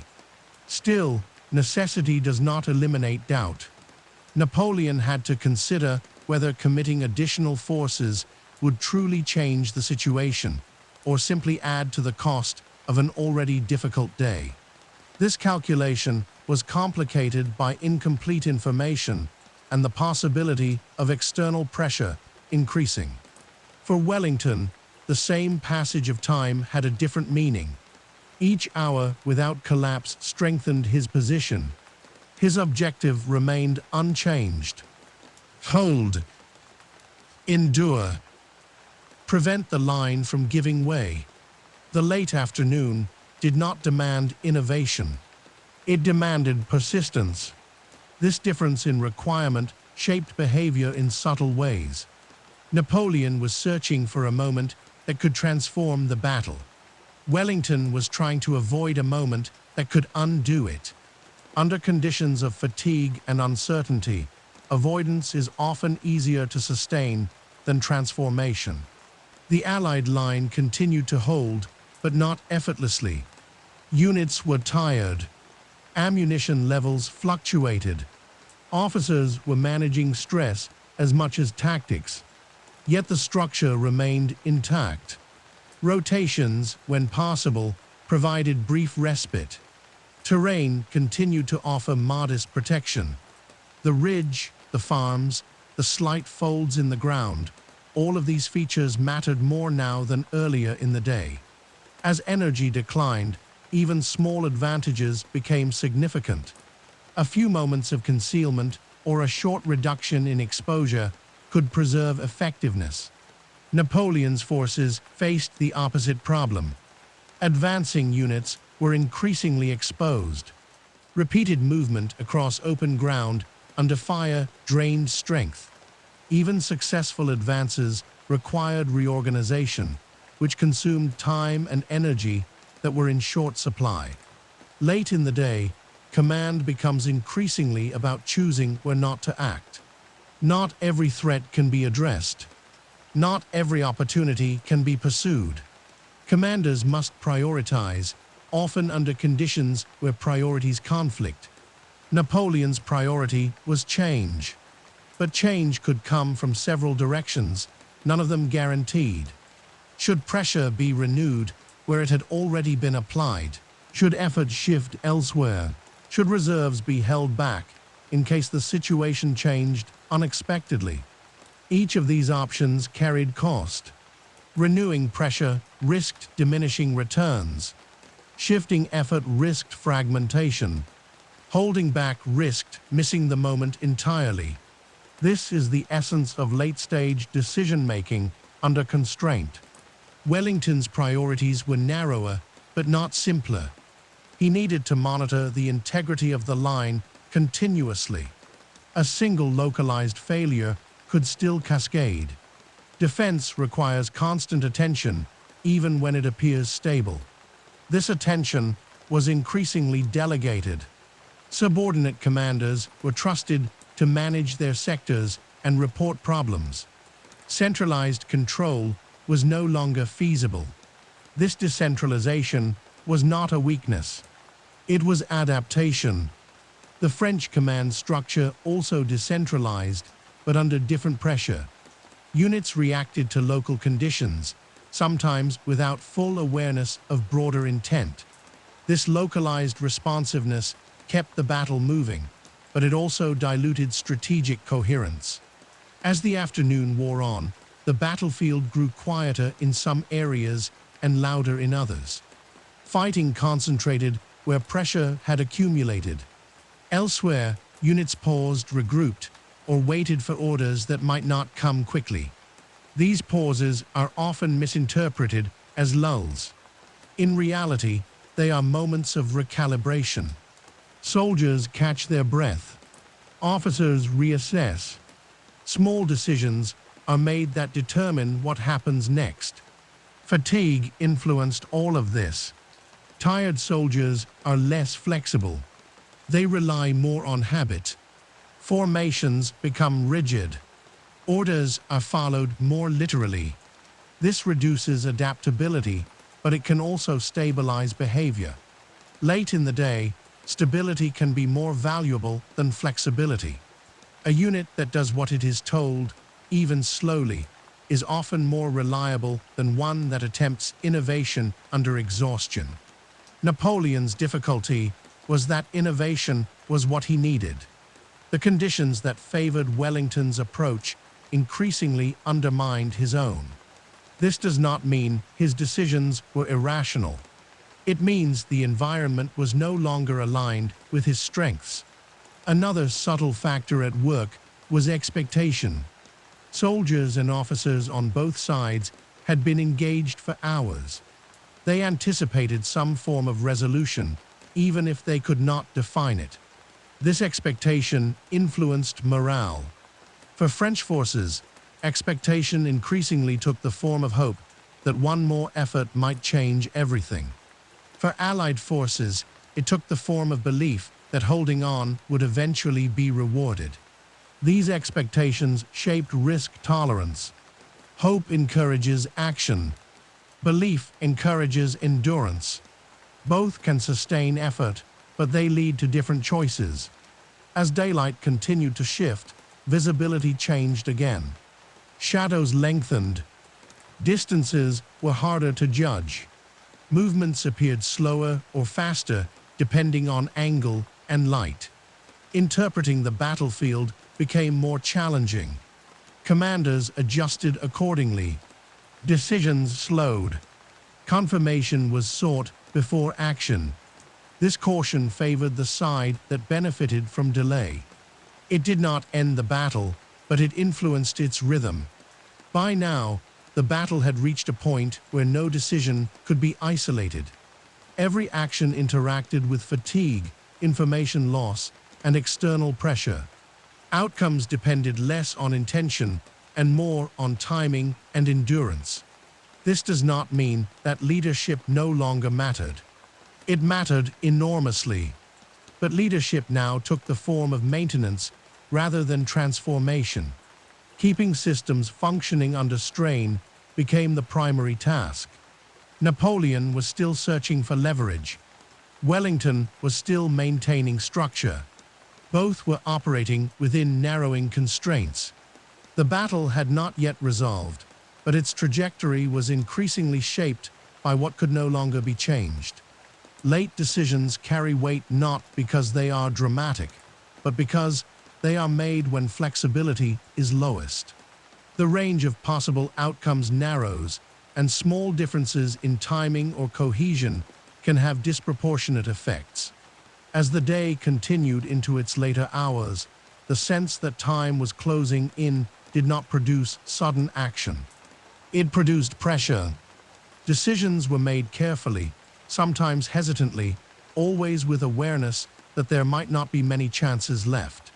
The battle, for the moment, remained unresolved, but it was no longer open-ended. It was moving within limits that had been built gradually, hour by hour, decision by decision. And within those limits, both sides continued to act, not because clarity had arrived, but because continuation still felt preferable to stopping without knowing what would replace it. Part 11. When systems begin to fail quietly.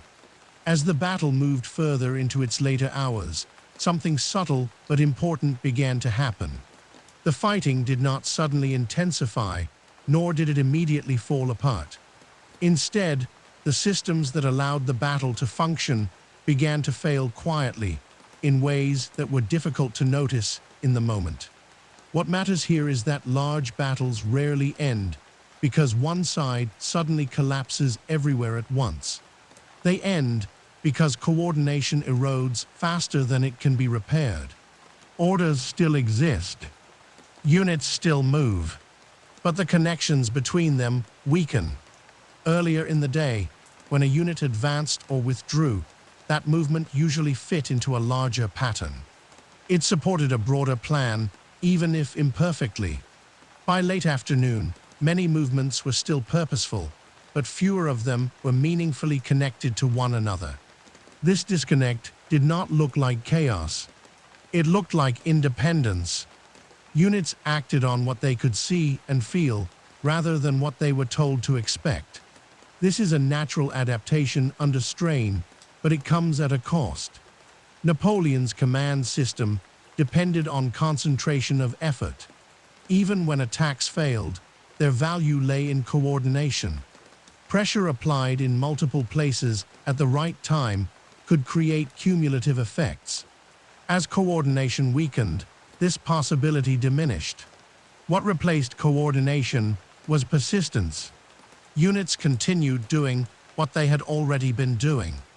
Attacks were renewed along familiar lines. Defensive positions were held where they had already been held. The battle's shape hardened. Hardening is not inherently negative. In defensive systems, it can be stabilizing. In offensive systems, it can be limiting. At Waterloo, this asymmetry mattered increasingly as the day wore on. Wellington's army benefited from hardening. Fixed positions, clear responsibilities, and known patterns of rotation reduced uncertainty. Even as fatigue deepened, the structure held because it had been designed to endure repetition. Napoleon's forces, by contrast, needed flexibility to succeed. Breaking a prepared line requires adaptation, timing, and the ability to shift effort quickly. As systems hardened, these capabilities weakened. Another quiet form of failure involved communication itself. Messages still traveled, but their relevance declined. By the time an order arrived, the situation it described might already have changed. This does not render communication useless, but it reduces its influence. Commanders responded by simplifying instructions. Rather than issuing complex plans, they gave broad directives. Hold here. Support there. Advance when possible. This simplification kept the battle functioning, but it also reduced strategic nuance. Simplification favors defense. Holding ground is easier to explain and execute than seizing it under uncertain conditions. The more communication degraded, the more the defensive posture gained relative advantage. Fatigue intensified this effect. Tired soldiers process information more slowly and execute complex maneuvers less reliably. Simpler tasks are not only easier to understand, they are safer to attempt. As the day continued, Napoleon's ability to impose a decisive rhythm diminished further. He could still encourage persistence, but shaping timing precisely became difficult. Without precise timing, even well-planned efforts lost impact. Wellington's rhythm, by contrast, did not require precision. Endurance has its own tempo. As long as units could be rotated and the line held, time itself became a form of pressure applied to the attacker. Another aspect of system failure involved recovery. Early in the day, units that withdrew could regroup, reorganize, and return to the fight with renewed effectiveness. Late in the day, recovery took longer and produced less benefit. This reduced elasticity mattered. Once units began to weaken, they stayed weak longer. The system's ability to bounce back declined. This made late-day setbacks more dangerous than early ones. Napoleon's challenge was that offensive action inevitably produced setbacks.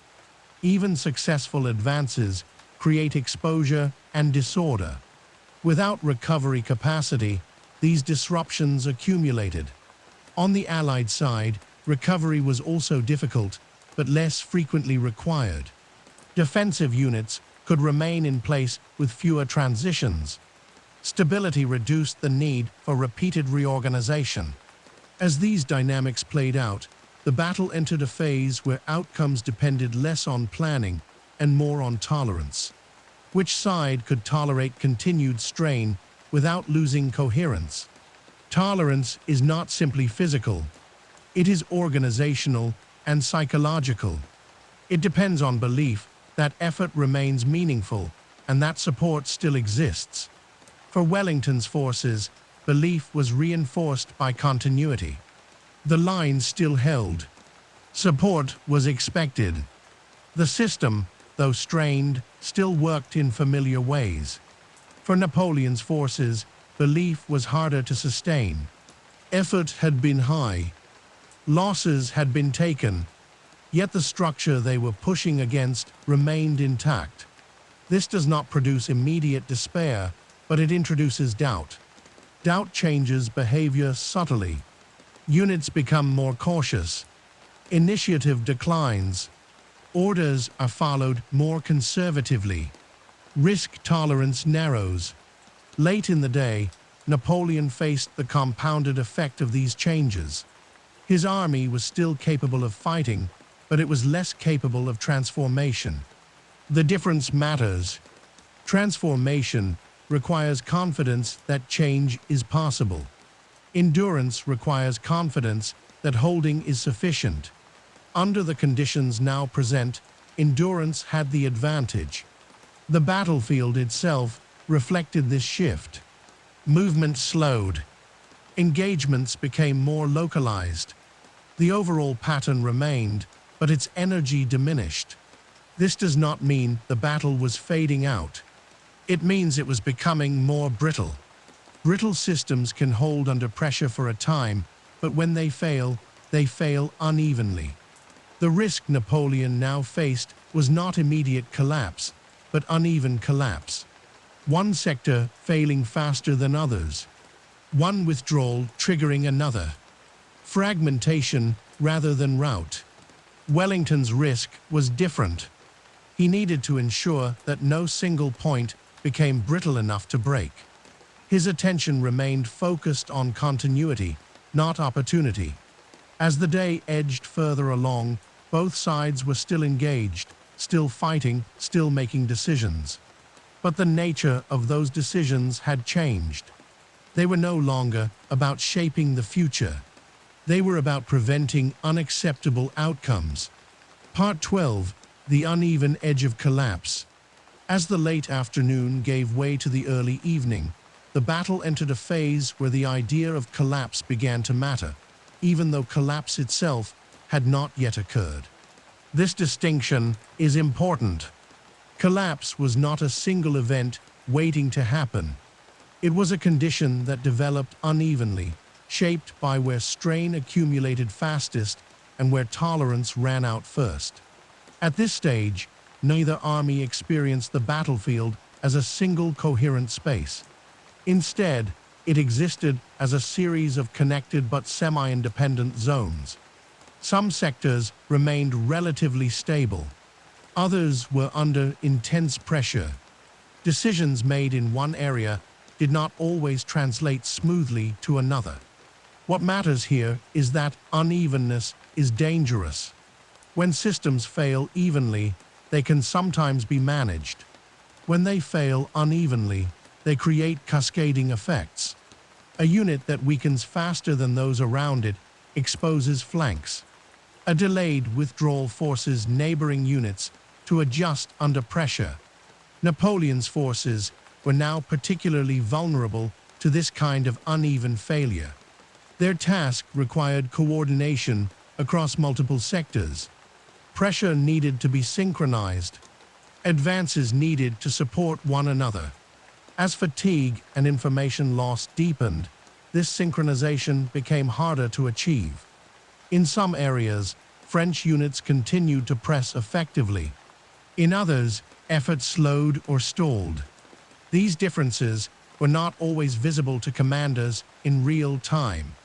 Reports described local success or resistance, but rarely captured how those conditions interacted.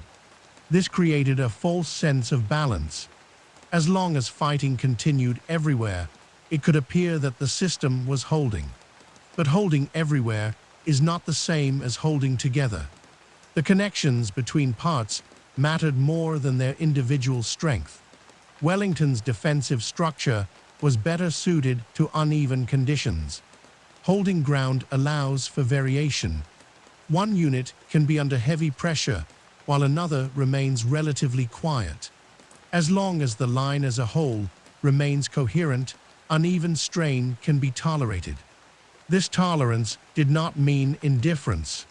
Wellington and his officers monitored sectors closely. Units that showed signs of excessive fatigue were rotated if possible.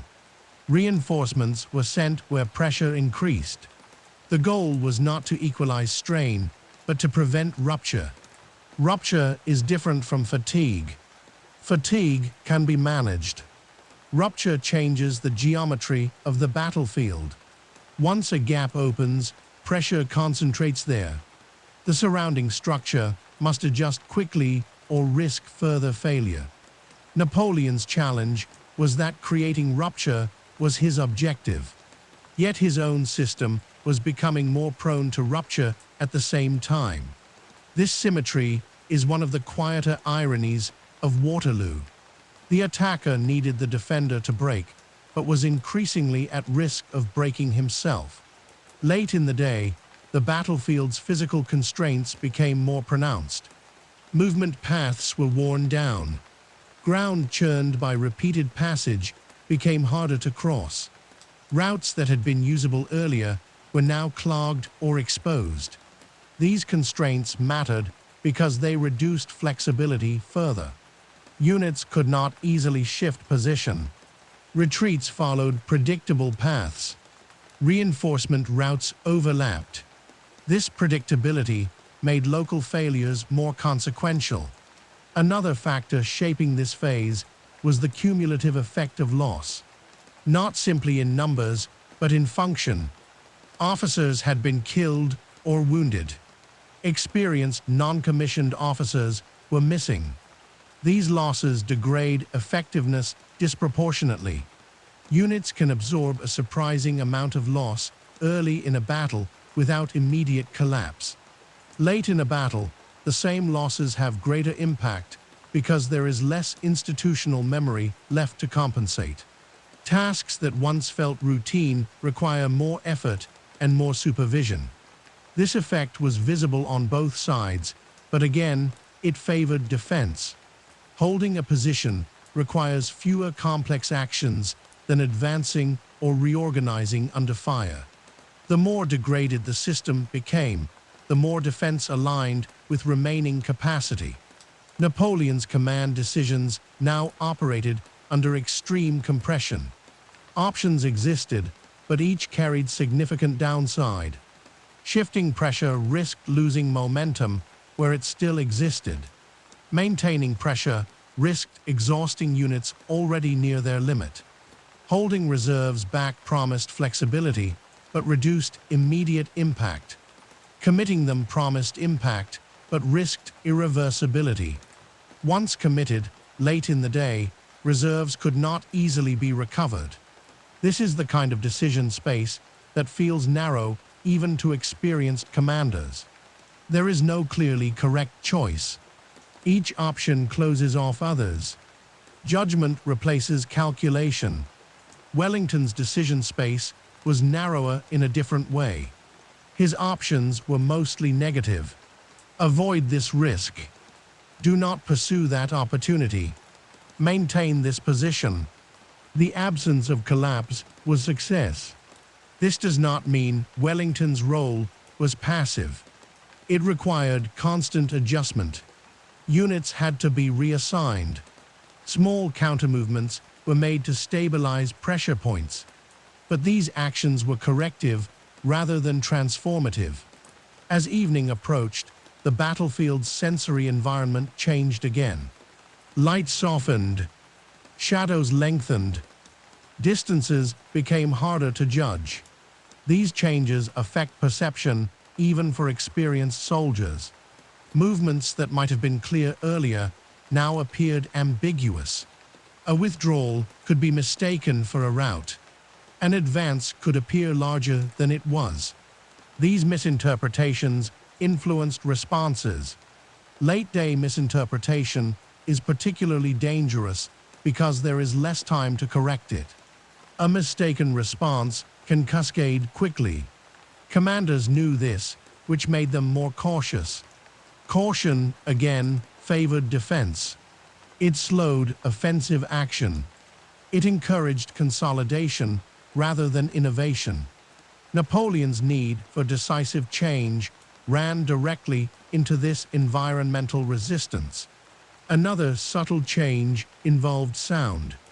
As the battle spread out and intensity varied, sound cues became less reliable. Distant firing could be misjudged. Silence could mean consolidation or collapse. Interpreting these cues required experience and luck. Luck matters more late in battles than narratives often admit. Not as destiny, but as variation. Small events have larger effects when systems are strained. A delayed order. A misheard signal. A unit arriving a few minutes late. Napoleon's system, already under strain, was less tolerant of such variation. Small disruptions could not be easily absorbed. The margin for error had shrunk significantly. Wellington's system still had some buffer. Not much, but enough. Defensive cohesion provides buffer by limiting exposure. As long as the line remained recognizable, small disruptions could be managed. This does not mean the Allied army was comfortable. It was not. But discomfort is not collapse. Endurance often feels worse before it succeeds. As the day edged further on, some French units began to withdraw more consistently, even if only short distances. These withdrawals were not panicked. They were practical responses to pressure and fatigue. But they changed the shape of the battle. Each withdrawal required neighboring units to adjust. Sometimes they could. Sometimes they could not do so quickly. This created localized vulnerabilities. Wellington's forces began to sense this unevenness, not as a clear signal of victory, but as a change in texture. Pressure felt different. Resistance varied. Opportunities appeared and disappeared.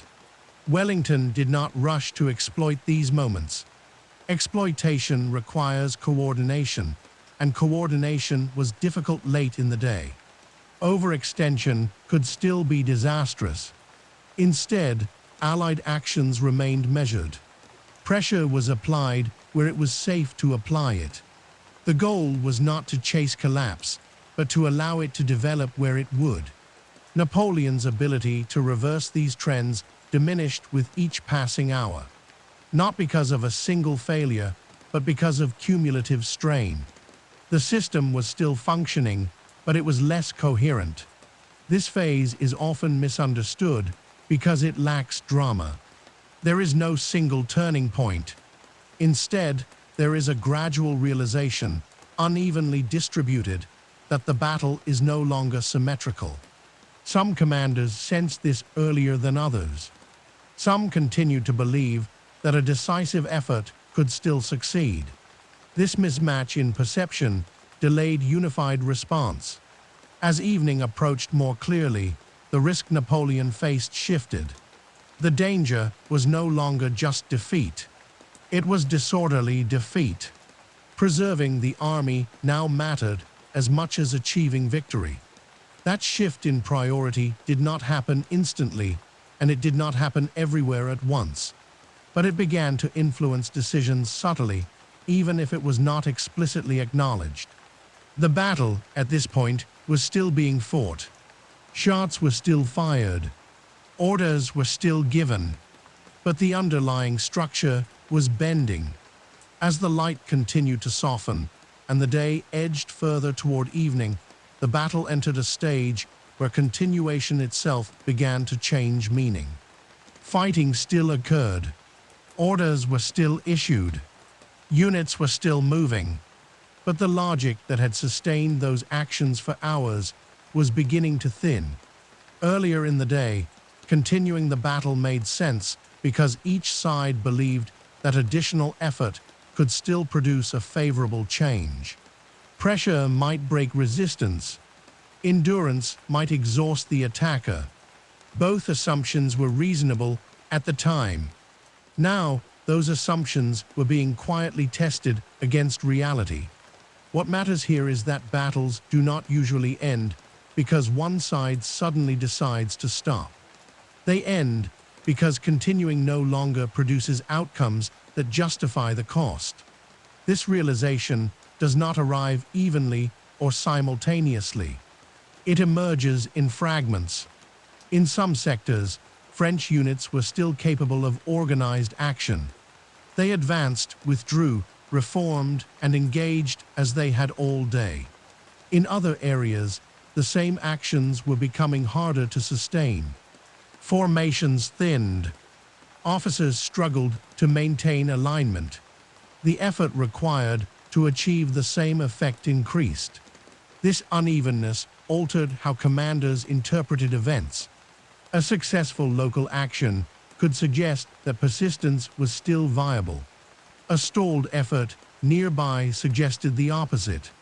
Reconciling these impressions was difficult, especially under fatigue.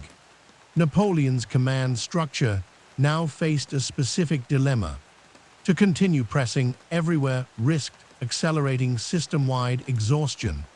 To pull back selectively risked exposing gaps that could not be closed quickly.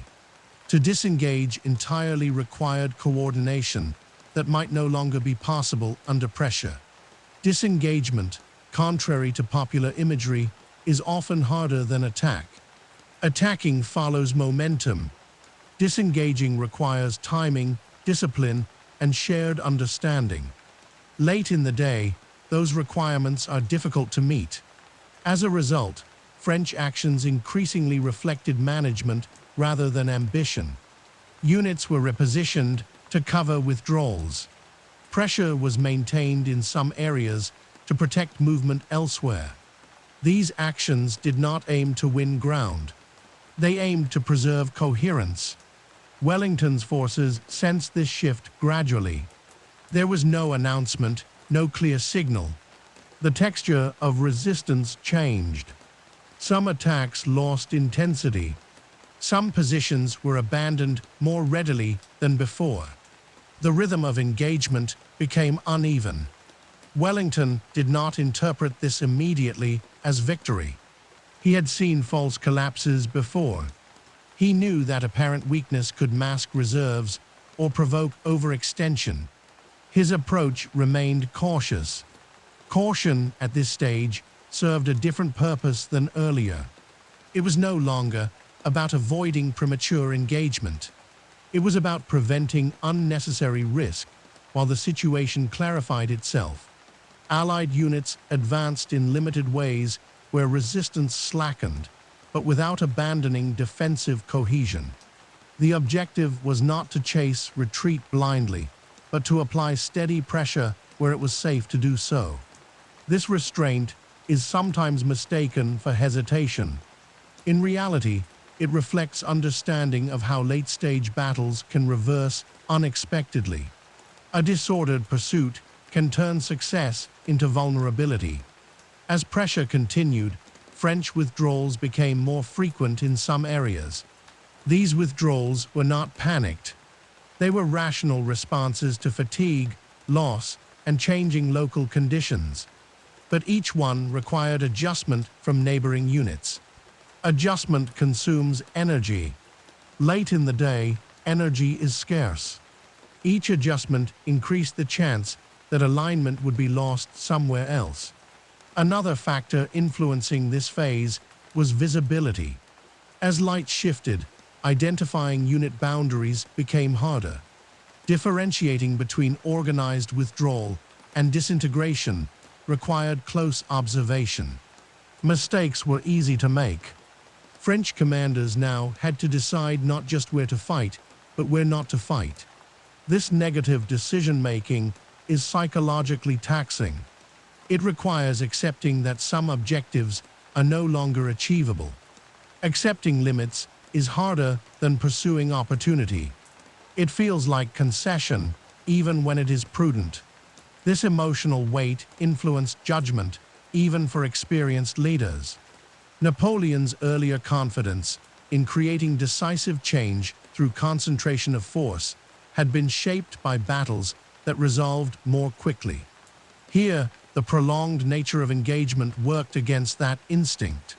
The environment no longer rewarded bold shifts. At the same time, external pressure continued to grow. Forces not previously engaged began to influence the battle more directly. Their presence did not overwhelm the field instantly, but it altered calculations everywhere. French units now had to account not only for pressure in front of them, but for the possibility of pressure emerging on their flanks or rear. This multidirectional concern further reduced flexibility. Wellington's position benefited from this development. His army did not need to move aggressively to benefit from additional pressure. The mere presence of it constrained French choices. As the situation evolved, the concept of victory shifted subtly. Earlier, victory meant breaking the enemy line. Now, victory meant maintaining coherence while the enemy lost it. This shift favored the side whose structure was still intact. Endurance, rather than brilliance, became the deciding factor. Fatigue played a decisive role here, not as collapse, but as erosion. Reaction times slowed. Commands were interpreted more narrowly. Initiative declined. Units did what they had already been doing, even if conditions had changed. Habit is powerful under exhaustion. Once a unit adopts a pattern of action, it tends to repeat it. Changing pattern requires energy and clarity, both of which were limited. This repetition reinforced asymmetry. Defensive repetition preserves structure. Offensive repetition without breakthrough drains capacity. As evening approached more clearly, French command decisions increasingly reflected concern for preservation. Not retreat yet, but protection, ensuring that withdrawals, if necessary, could occur without immediate collapse. This concern did not signal defeat in a formal sense.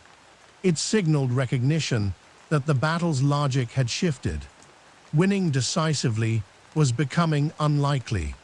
Losing badly was becoming possible. Wellington's decisions reflected the inverse concern. He sought to avoid triggering disorder on his own side, while allowing pressure to accumulate naturally. He did not need to force the issue. This difference in necessity mattered greatly. One side needed something to change. The other needed to ensure that nothing went wrong. Late in the day, these conditions are rarely equal. The side seeking change must take risks. The side seeking stability can wait. As French units withdrew incrementally, the cohesion of the line weakened in places. Gaps did not yet represent collapse, but they altered how units related to one another. Mutual support became harder to maintain. Once mutual support weakens, confidence follows. Soldiers judge risk partly by proximity of allies. Distance increases perceived danger. Perceived danger encourages further withdrawal. This feedback loop does not require panic to operate. It works through rational self-preservation. Each step back seems sensible. Taken together, they change the shape of the battlefield. Wellington's forces responded cautiously to these changes. Pressure increased where resistance weakened, but advances were controlled. The objective was not speed, but alignment. Alignment mattered because overextension could still create vulnerability. Even a weakening opponent can exploit disorder if given the chance. As the battle moved closer to its final phase, the defining feature was no longer intensity, but direction. Movement began to flow more consistently one way than the other. This directional bias did not yet constitute rout. It represented preference.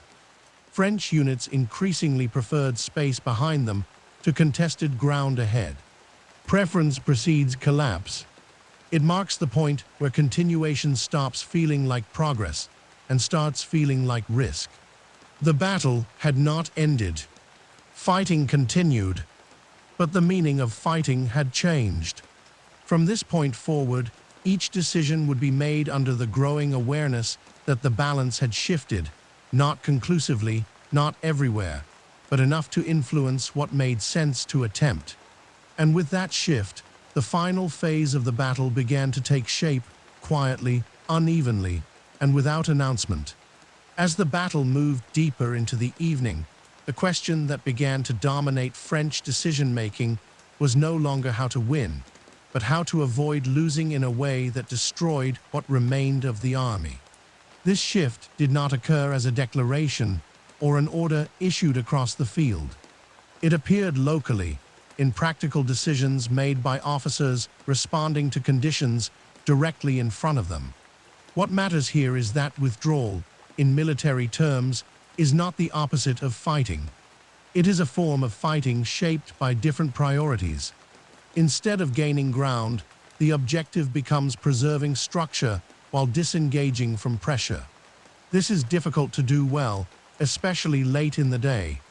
Earlier in the battle, French units had withdrawn temporarily many times. These movements were tactical, limited, and usually followed by re-engagement. Now, withdrawals began to lengthen. Distances increased. Reformation took longer. The intention behind movement changed. This change was not rooted in fear. It was rooted in calculation. Units were tired. Ammunition was unevenly available. Officers were fewer. The likelihood that renewed attack would succeed had diminished. Under those conditions, holding ground became less valuable than maintaining cohesion. Withdrawal also reflected recognition of external pressure. The battlefield was no longer defined solely by the forces that had been engaged since morning. New pressure was emerging on the edges of the fight. Ignoring it would have been dangerous. As withdrawals began to occur more consistently, they placed strain on neighboring units. When one unit pulls back, the units beside it must either adjust or risk exposure. This creates a chain of decisions that spreads outward. These adjustments were not always synchronized. Some units held longer than others. Some withdrew earlier. This uneven timing created irregular lines rather than clean formations. Irregularity increases vulnerability, even without panic. Napoleon's challenge at this stage was not simply issuing orders. It was enforcing coordination under conditions where coordination was increasingly difficult to maintain. Late-day withdrawal requires precise timing and shared understanding. Both were in short supply. Orders to reposition or disengage had to travel through crowded terrain. They had to be interpreted by exhausted officers. They had to be executed by soldiers who had already been engaged for hours. Even well-designed orders lost effectiveness under these constraints. Wellington's forces observed these movements with caution. Apparent withdrawal can be deceptive. Units sometimes pull back to draw attackers forward. Pursuit without coordination can turn advantage into exposure. As a result, Allied pressure increased gradually rather than explosively. Advances were made where resistance weakened, but always with attention to maintaining alignment. The goal was not speed. It was control. This difference in approach mattered greatly. Rapid pursuit would have required coordination that was difficult late in the day. Controlled advance allowed the Allied line to remain coherent even as it moved forward. As French withdrawals continued, the battlefield began to elongate. Fighting stretched across a wider area. Units became more dispersed. Maintaining communication grew harder. Dispersion increases the difficulty of command. Orders must travel farther. Situational awareness declines. Units act more independently.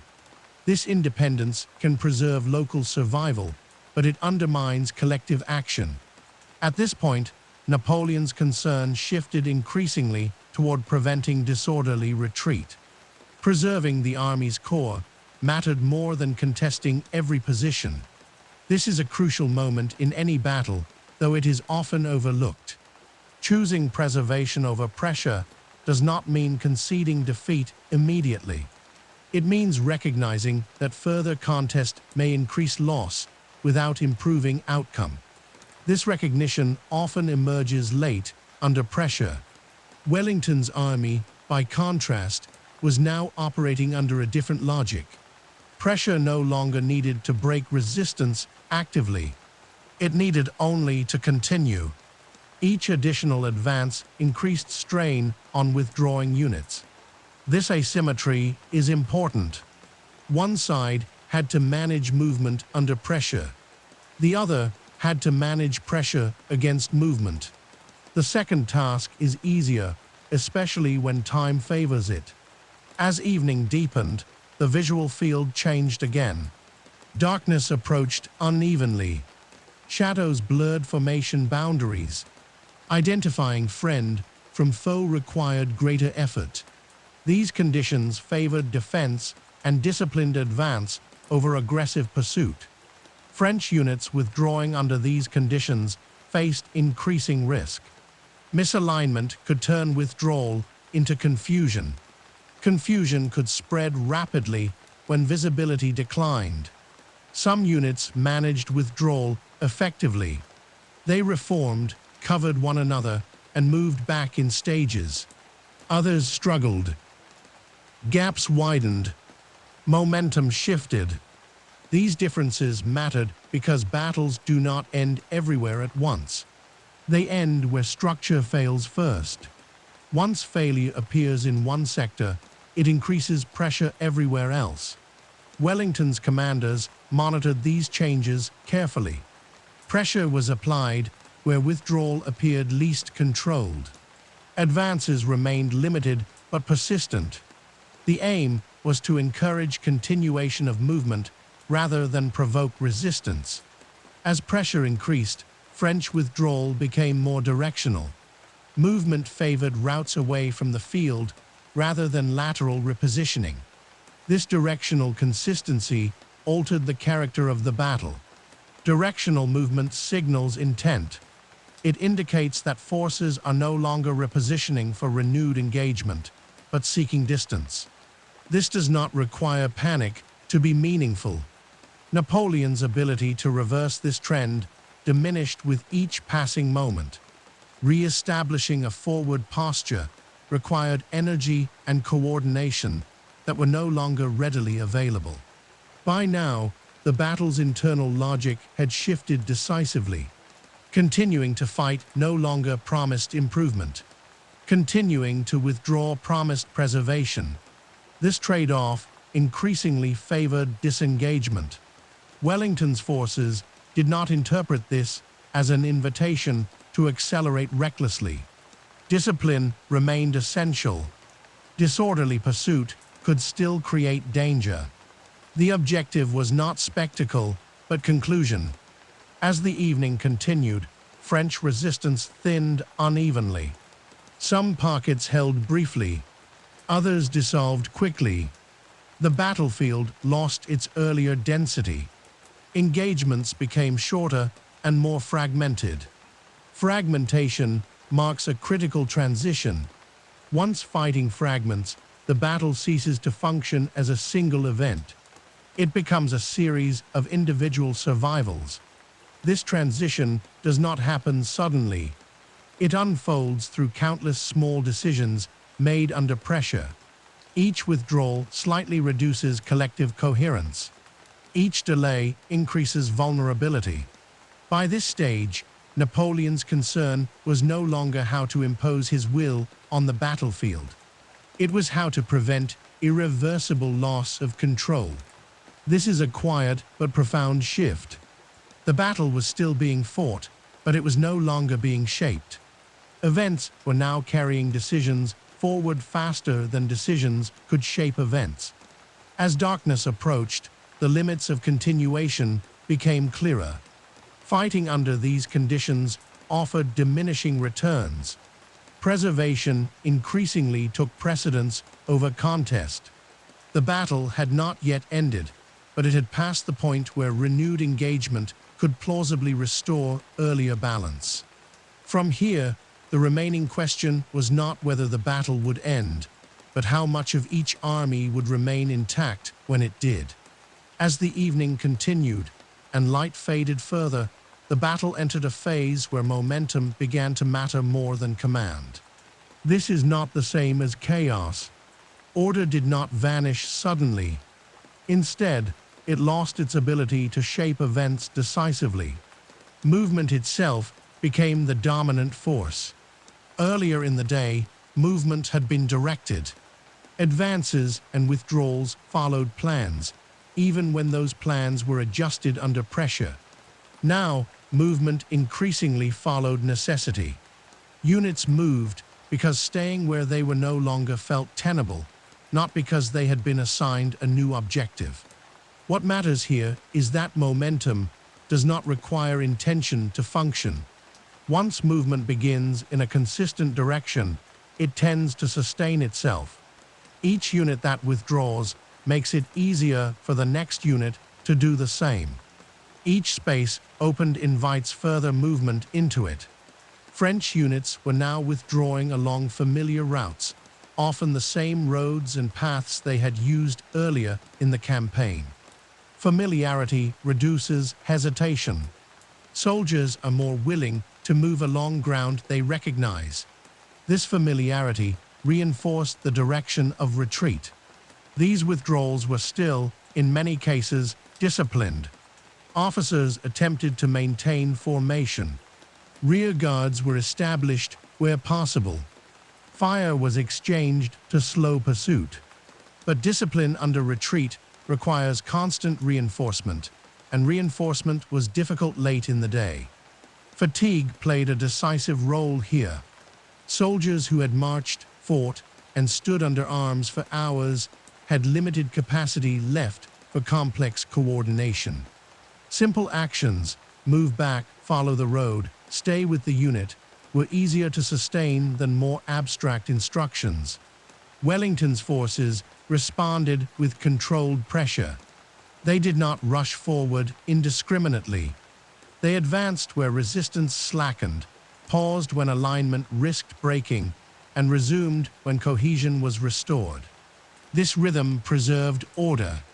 The difference between pressure and pursuit is important. Pressure maintains contact without overextension. Pursuit seeks speed and capture. Late in the day, pressure is safer. Wellington's commanders understood this instinctively. As French momentum carried units rearward, maintaining a coherent front became increasingly difficult. Lines that had once been continuous now bent and stretched. Gaps widened not because units fled, but because they moved at different speeds and with different objectives. Communication across these gaps was limited. Orders to halt or reform often arrived too late or not at all. Units acted based on what they could see and hear, which narrowed their awareness further. Napoleon's influence at this stage was necessarily indirect. He could encourage resistance in key areas and attempt to slow withdrawal, but he could not easily reverse its direction. The system no longer responded uniformly. This does not mean that leadership ceased to matter. On the contrary, leadership mattered enormously at the local level. Officers who could keep their units together, even briefly, prevented immediate collapse. But their success was localized rather than systemic. As momentum increased, the character of fighting changed. Engagements became shorter and sharper. Rear guards fired, delayed, and withdrew. Allied units advanced, paused, and reformed. The battlefield stretched out. This stretching reduced intensity, but increased vulnerability. Dispersed units are harder to support. Once separated, they cannot easily regroup. Each separation increases risk. The environment amplified these effects. Diminishing light reduced visibility. Identifying unit boundaries became harder. Confusion increased, even among experienced soldiers. Darkness does not create disorder, but it accelerates it. At this stage, Napoleon's overriding concern was to prevent panic from spreading. Panic is not simply fear. It is the loss of reference points. When soldiers no longer know where their unit is or where it is supposed to go, movement becomes uncontrolled. Preventing panic requires visible authority and clear direction. Late in the day, with fatigue high and communication degraded, both were difficult to provide consistently. Some French units managed to disengage effectively and move back in order. Others did not. These differences mattered because disorder spreads more easily than discipline. A single disorganized unit can disrupt others as it passes through them. Wellington's forces were aware of this dynamic and acted accordingly. Pressure was applied in ways that encouraged continued movement rather than desperate resistance. Forcing a unit to flee entirely can be dangerous. Encouraging it to keep moving away is safer. This distinction explains the measured nature of the Allied advance. There was no need to rush. Time and momentum were already doing the work. As darkness approached more fully, the battlefield soundscape changed. Individual shots stood out more clearly. Large-scale coordination became even harder. Fighting took on a fragmented quality. Fragmentation marks the final transformation of a battle. Once engagements fragment, the battle ceases to function as a single system. It becomes a sequence of disengagements, each governed by local conditions. At this point, Napoleon's ability to influence outcomes was largely confined to preventing catastrophic loss. Preserving the army's remnants became the practical objective, even if it was not declared openly. Wellington's objective remained what it had become earlier in the afternoon: maintain cohesion while allowing pressure and momentum to carry the situation forward. Victory, if it came, would come through continuation rather than conquest. As French units moved farther from the original field, the symbolic center of the battle lost importance. What mattered now was distance. Each additional stretch of ground between the armies reduced the likelihood of renewed engagement. This distancing effect accelerated as momentum increased. Units that had disengaged successfully earlier provided reference points for others. Retreat became normalized. Normalization is powerful. Once withdrawal feels expected rather than exceptional, resistance declines further. Not because soldiers stop caring, but because priorities change. Late in the day, survival and cohesion matter more than holding specific ground. This shift in priority does not require panic. It requires realism. As the last light faded, it became increasingly difficult to imagine a reversal. The battle had not ended formally, but its direction was now consistent and self-reinforcing. From here, the remaining actions would be about managing the consequences of movement rather than shaping the contest itself. The battle was approaching its end, not as a moment, but as a condition, one where continuation no longer served purpose, and momentum carried events beyond the reach of intention. As night settled more fully, the battle's character shifted again, not because fighting ceased everywhere, but because control no longer defined events. What remained was motion, distance, and the gradual thinning of contact.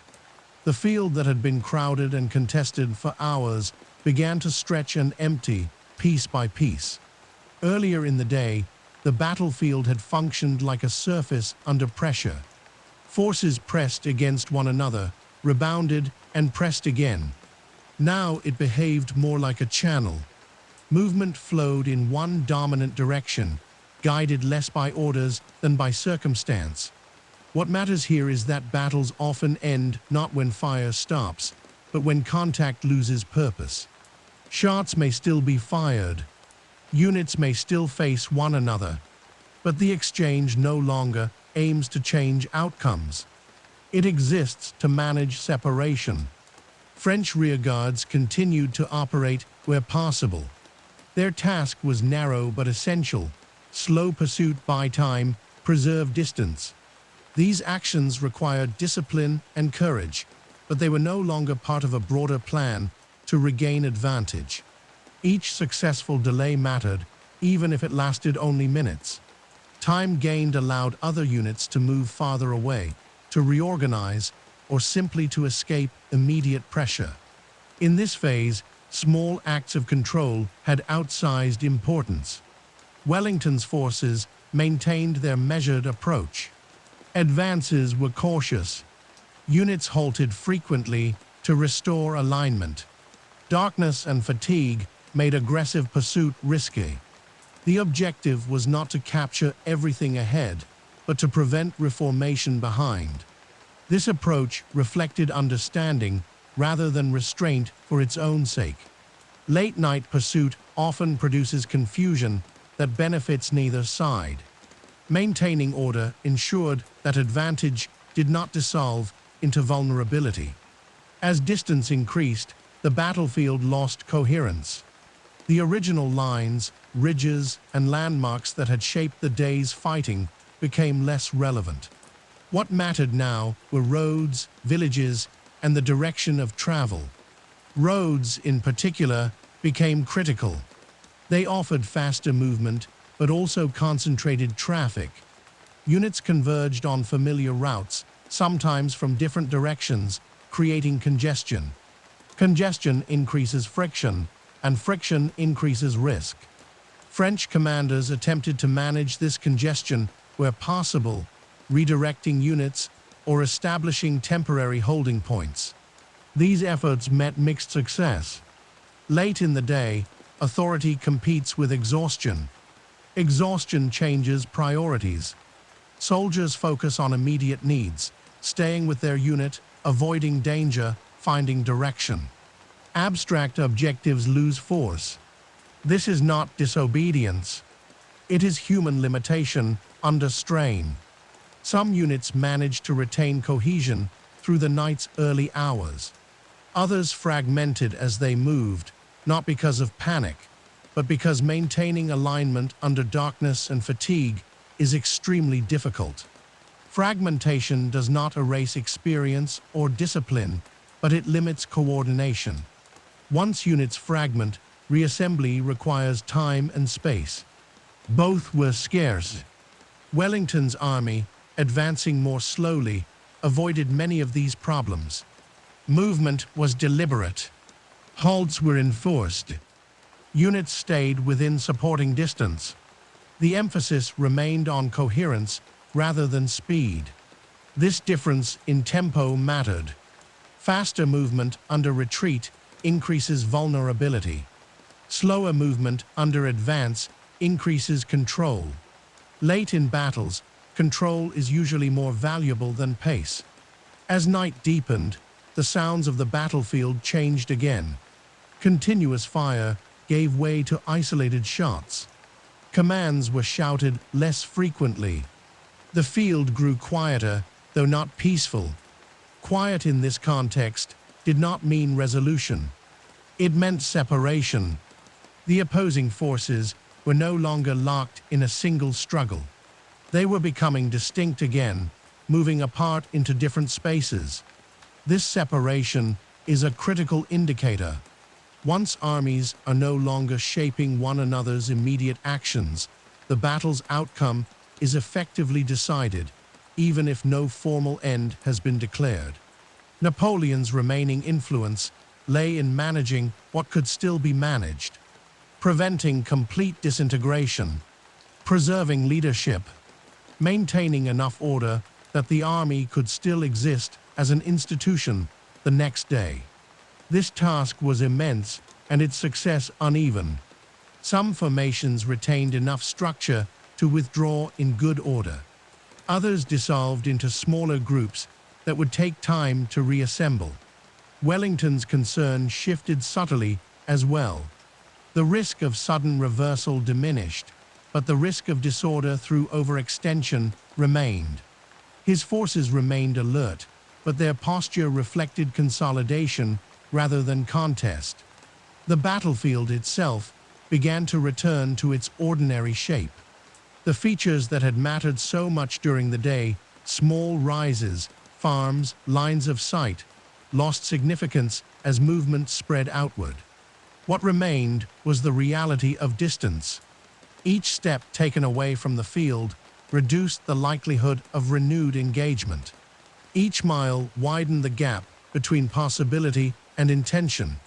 At this point, the battle no longer required decisions about attack or defense. It required decisions about rest, regrouping, and direction. These are post-battle concerns, even when the battle has not formally ended. Fighting did not stop everywhere at once. It tapered. Some units disengaged earlier, others later. The end did not arrive as a signal. It arrived as a shared understanding, unevenly reached. That understanding was simple.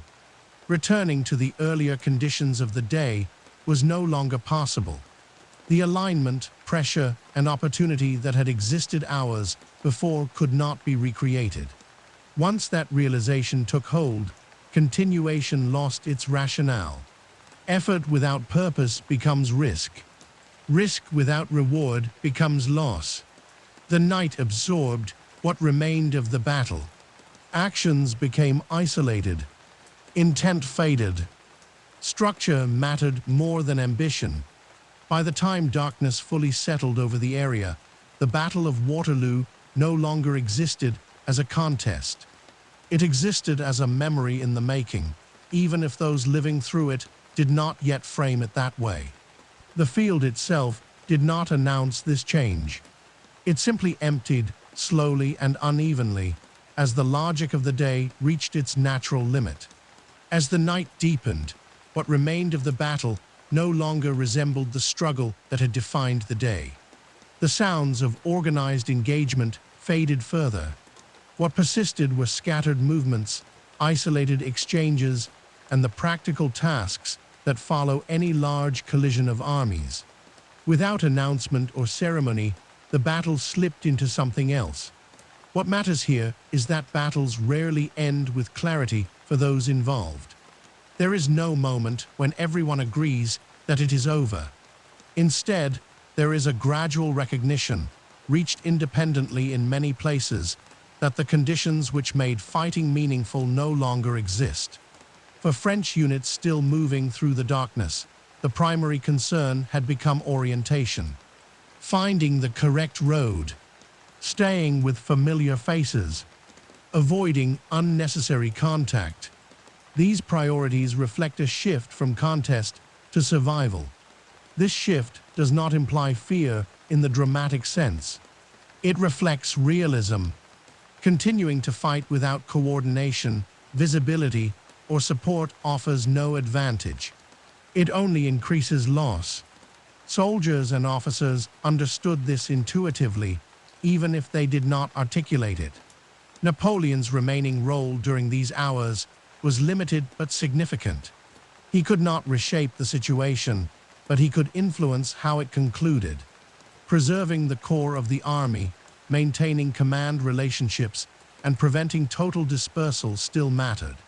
These tasks are often overlooked because they lack spectacle, but they determine whether an army exists the next day as more than a collection of individuals. Success here is measured quietly by what is not lost. Wellington's forces, for their part, did not experience the night as a moment of triumph. They experienced it as a transition from endurance to consolidation. Units halted, reformed, and accounted for themselves. Officers assessed damage and strength.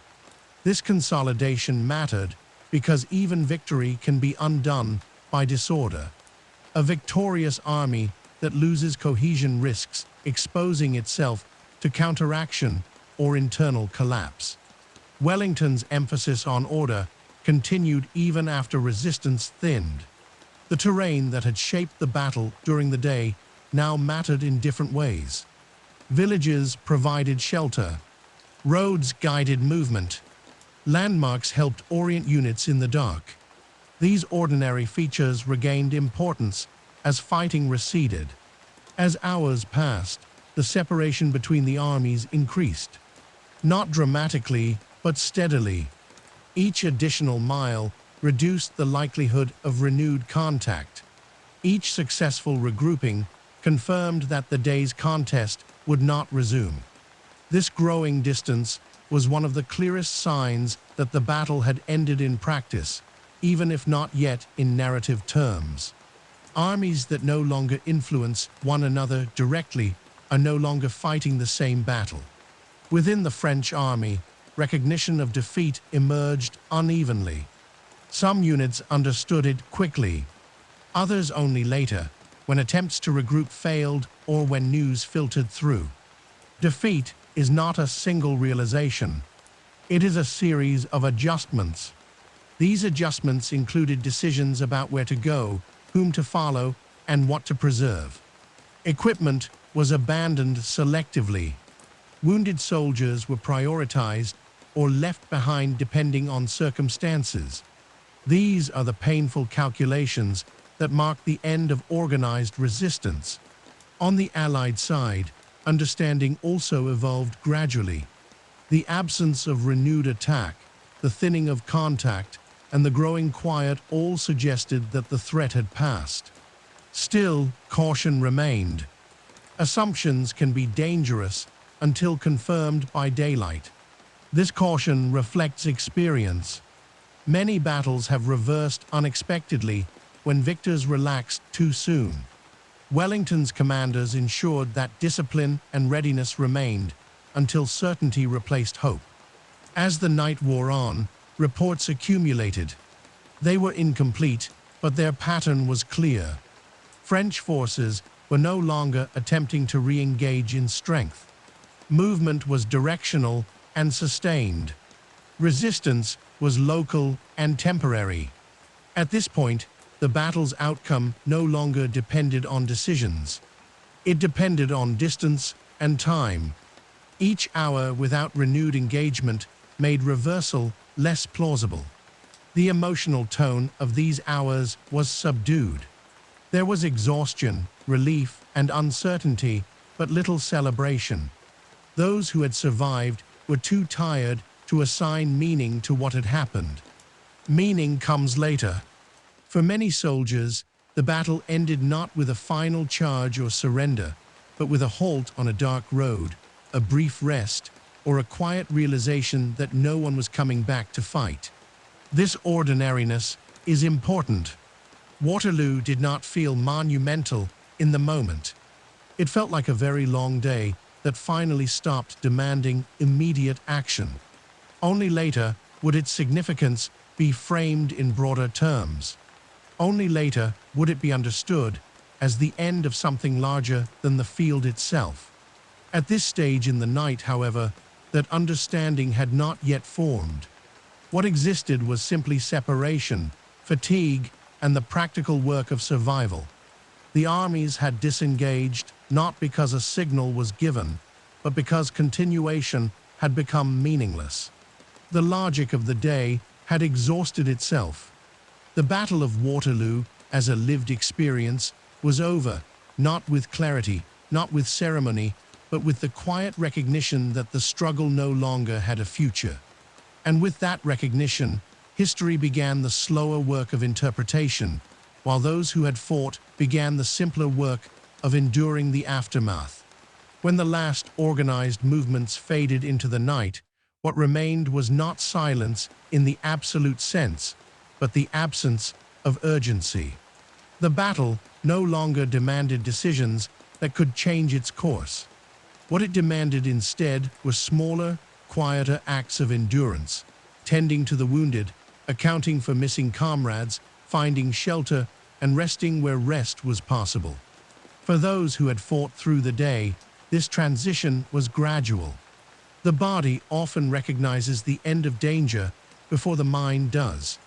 Muscles loosen, breathing slows, attention narrows to immediate needs. Only later does the understanding settle in that the struggle itself has ended. On the French side, the night was dominated by movement and loss of structure. Units that had withdrawn successfully continued, moving to safer ground. Others regrouped imperfectly, forming temporary clusters around officers or familiar banners. Some never reassembled at all. These outcomes varied widely, even within the same army. This unevenness is characteristic of defeated forces. Defeat does not erase discipline everywhere at once. It dissolves it unevenly, leaving islands of order amid broader disintegration. Napoleon's presence during these hours was still consequential, though not in the way earlier narratives often emphasize. He could no longer shape events on the field, but he could influence how the defeat settled. Whether the army dissolved entirely or retained a core depended on leadership in these moments. Preserving that core mattered.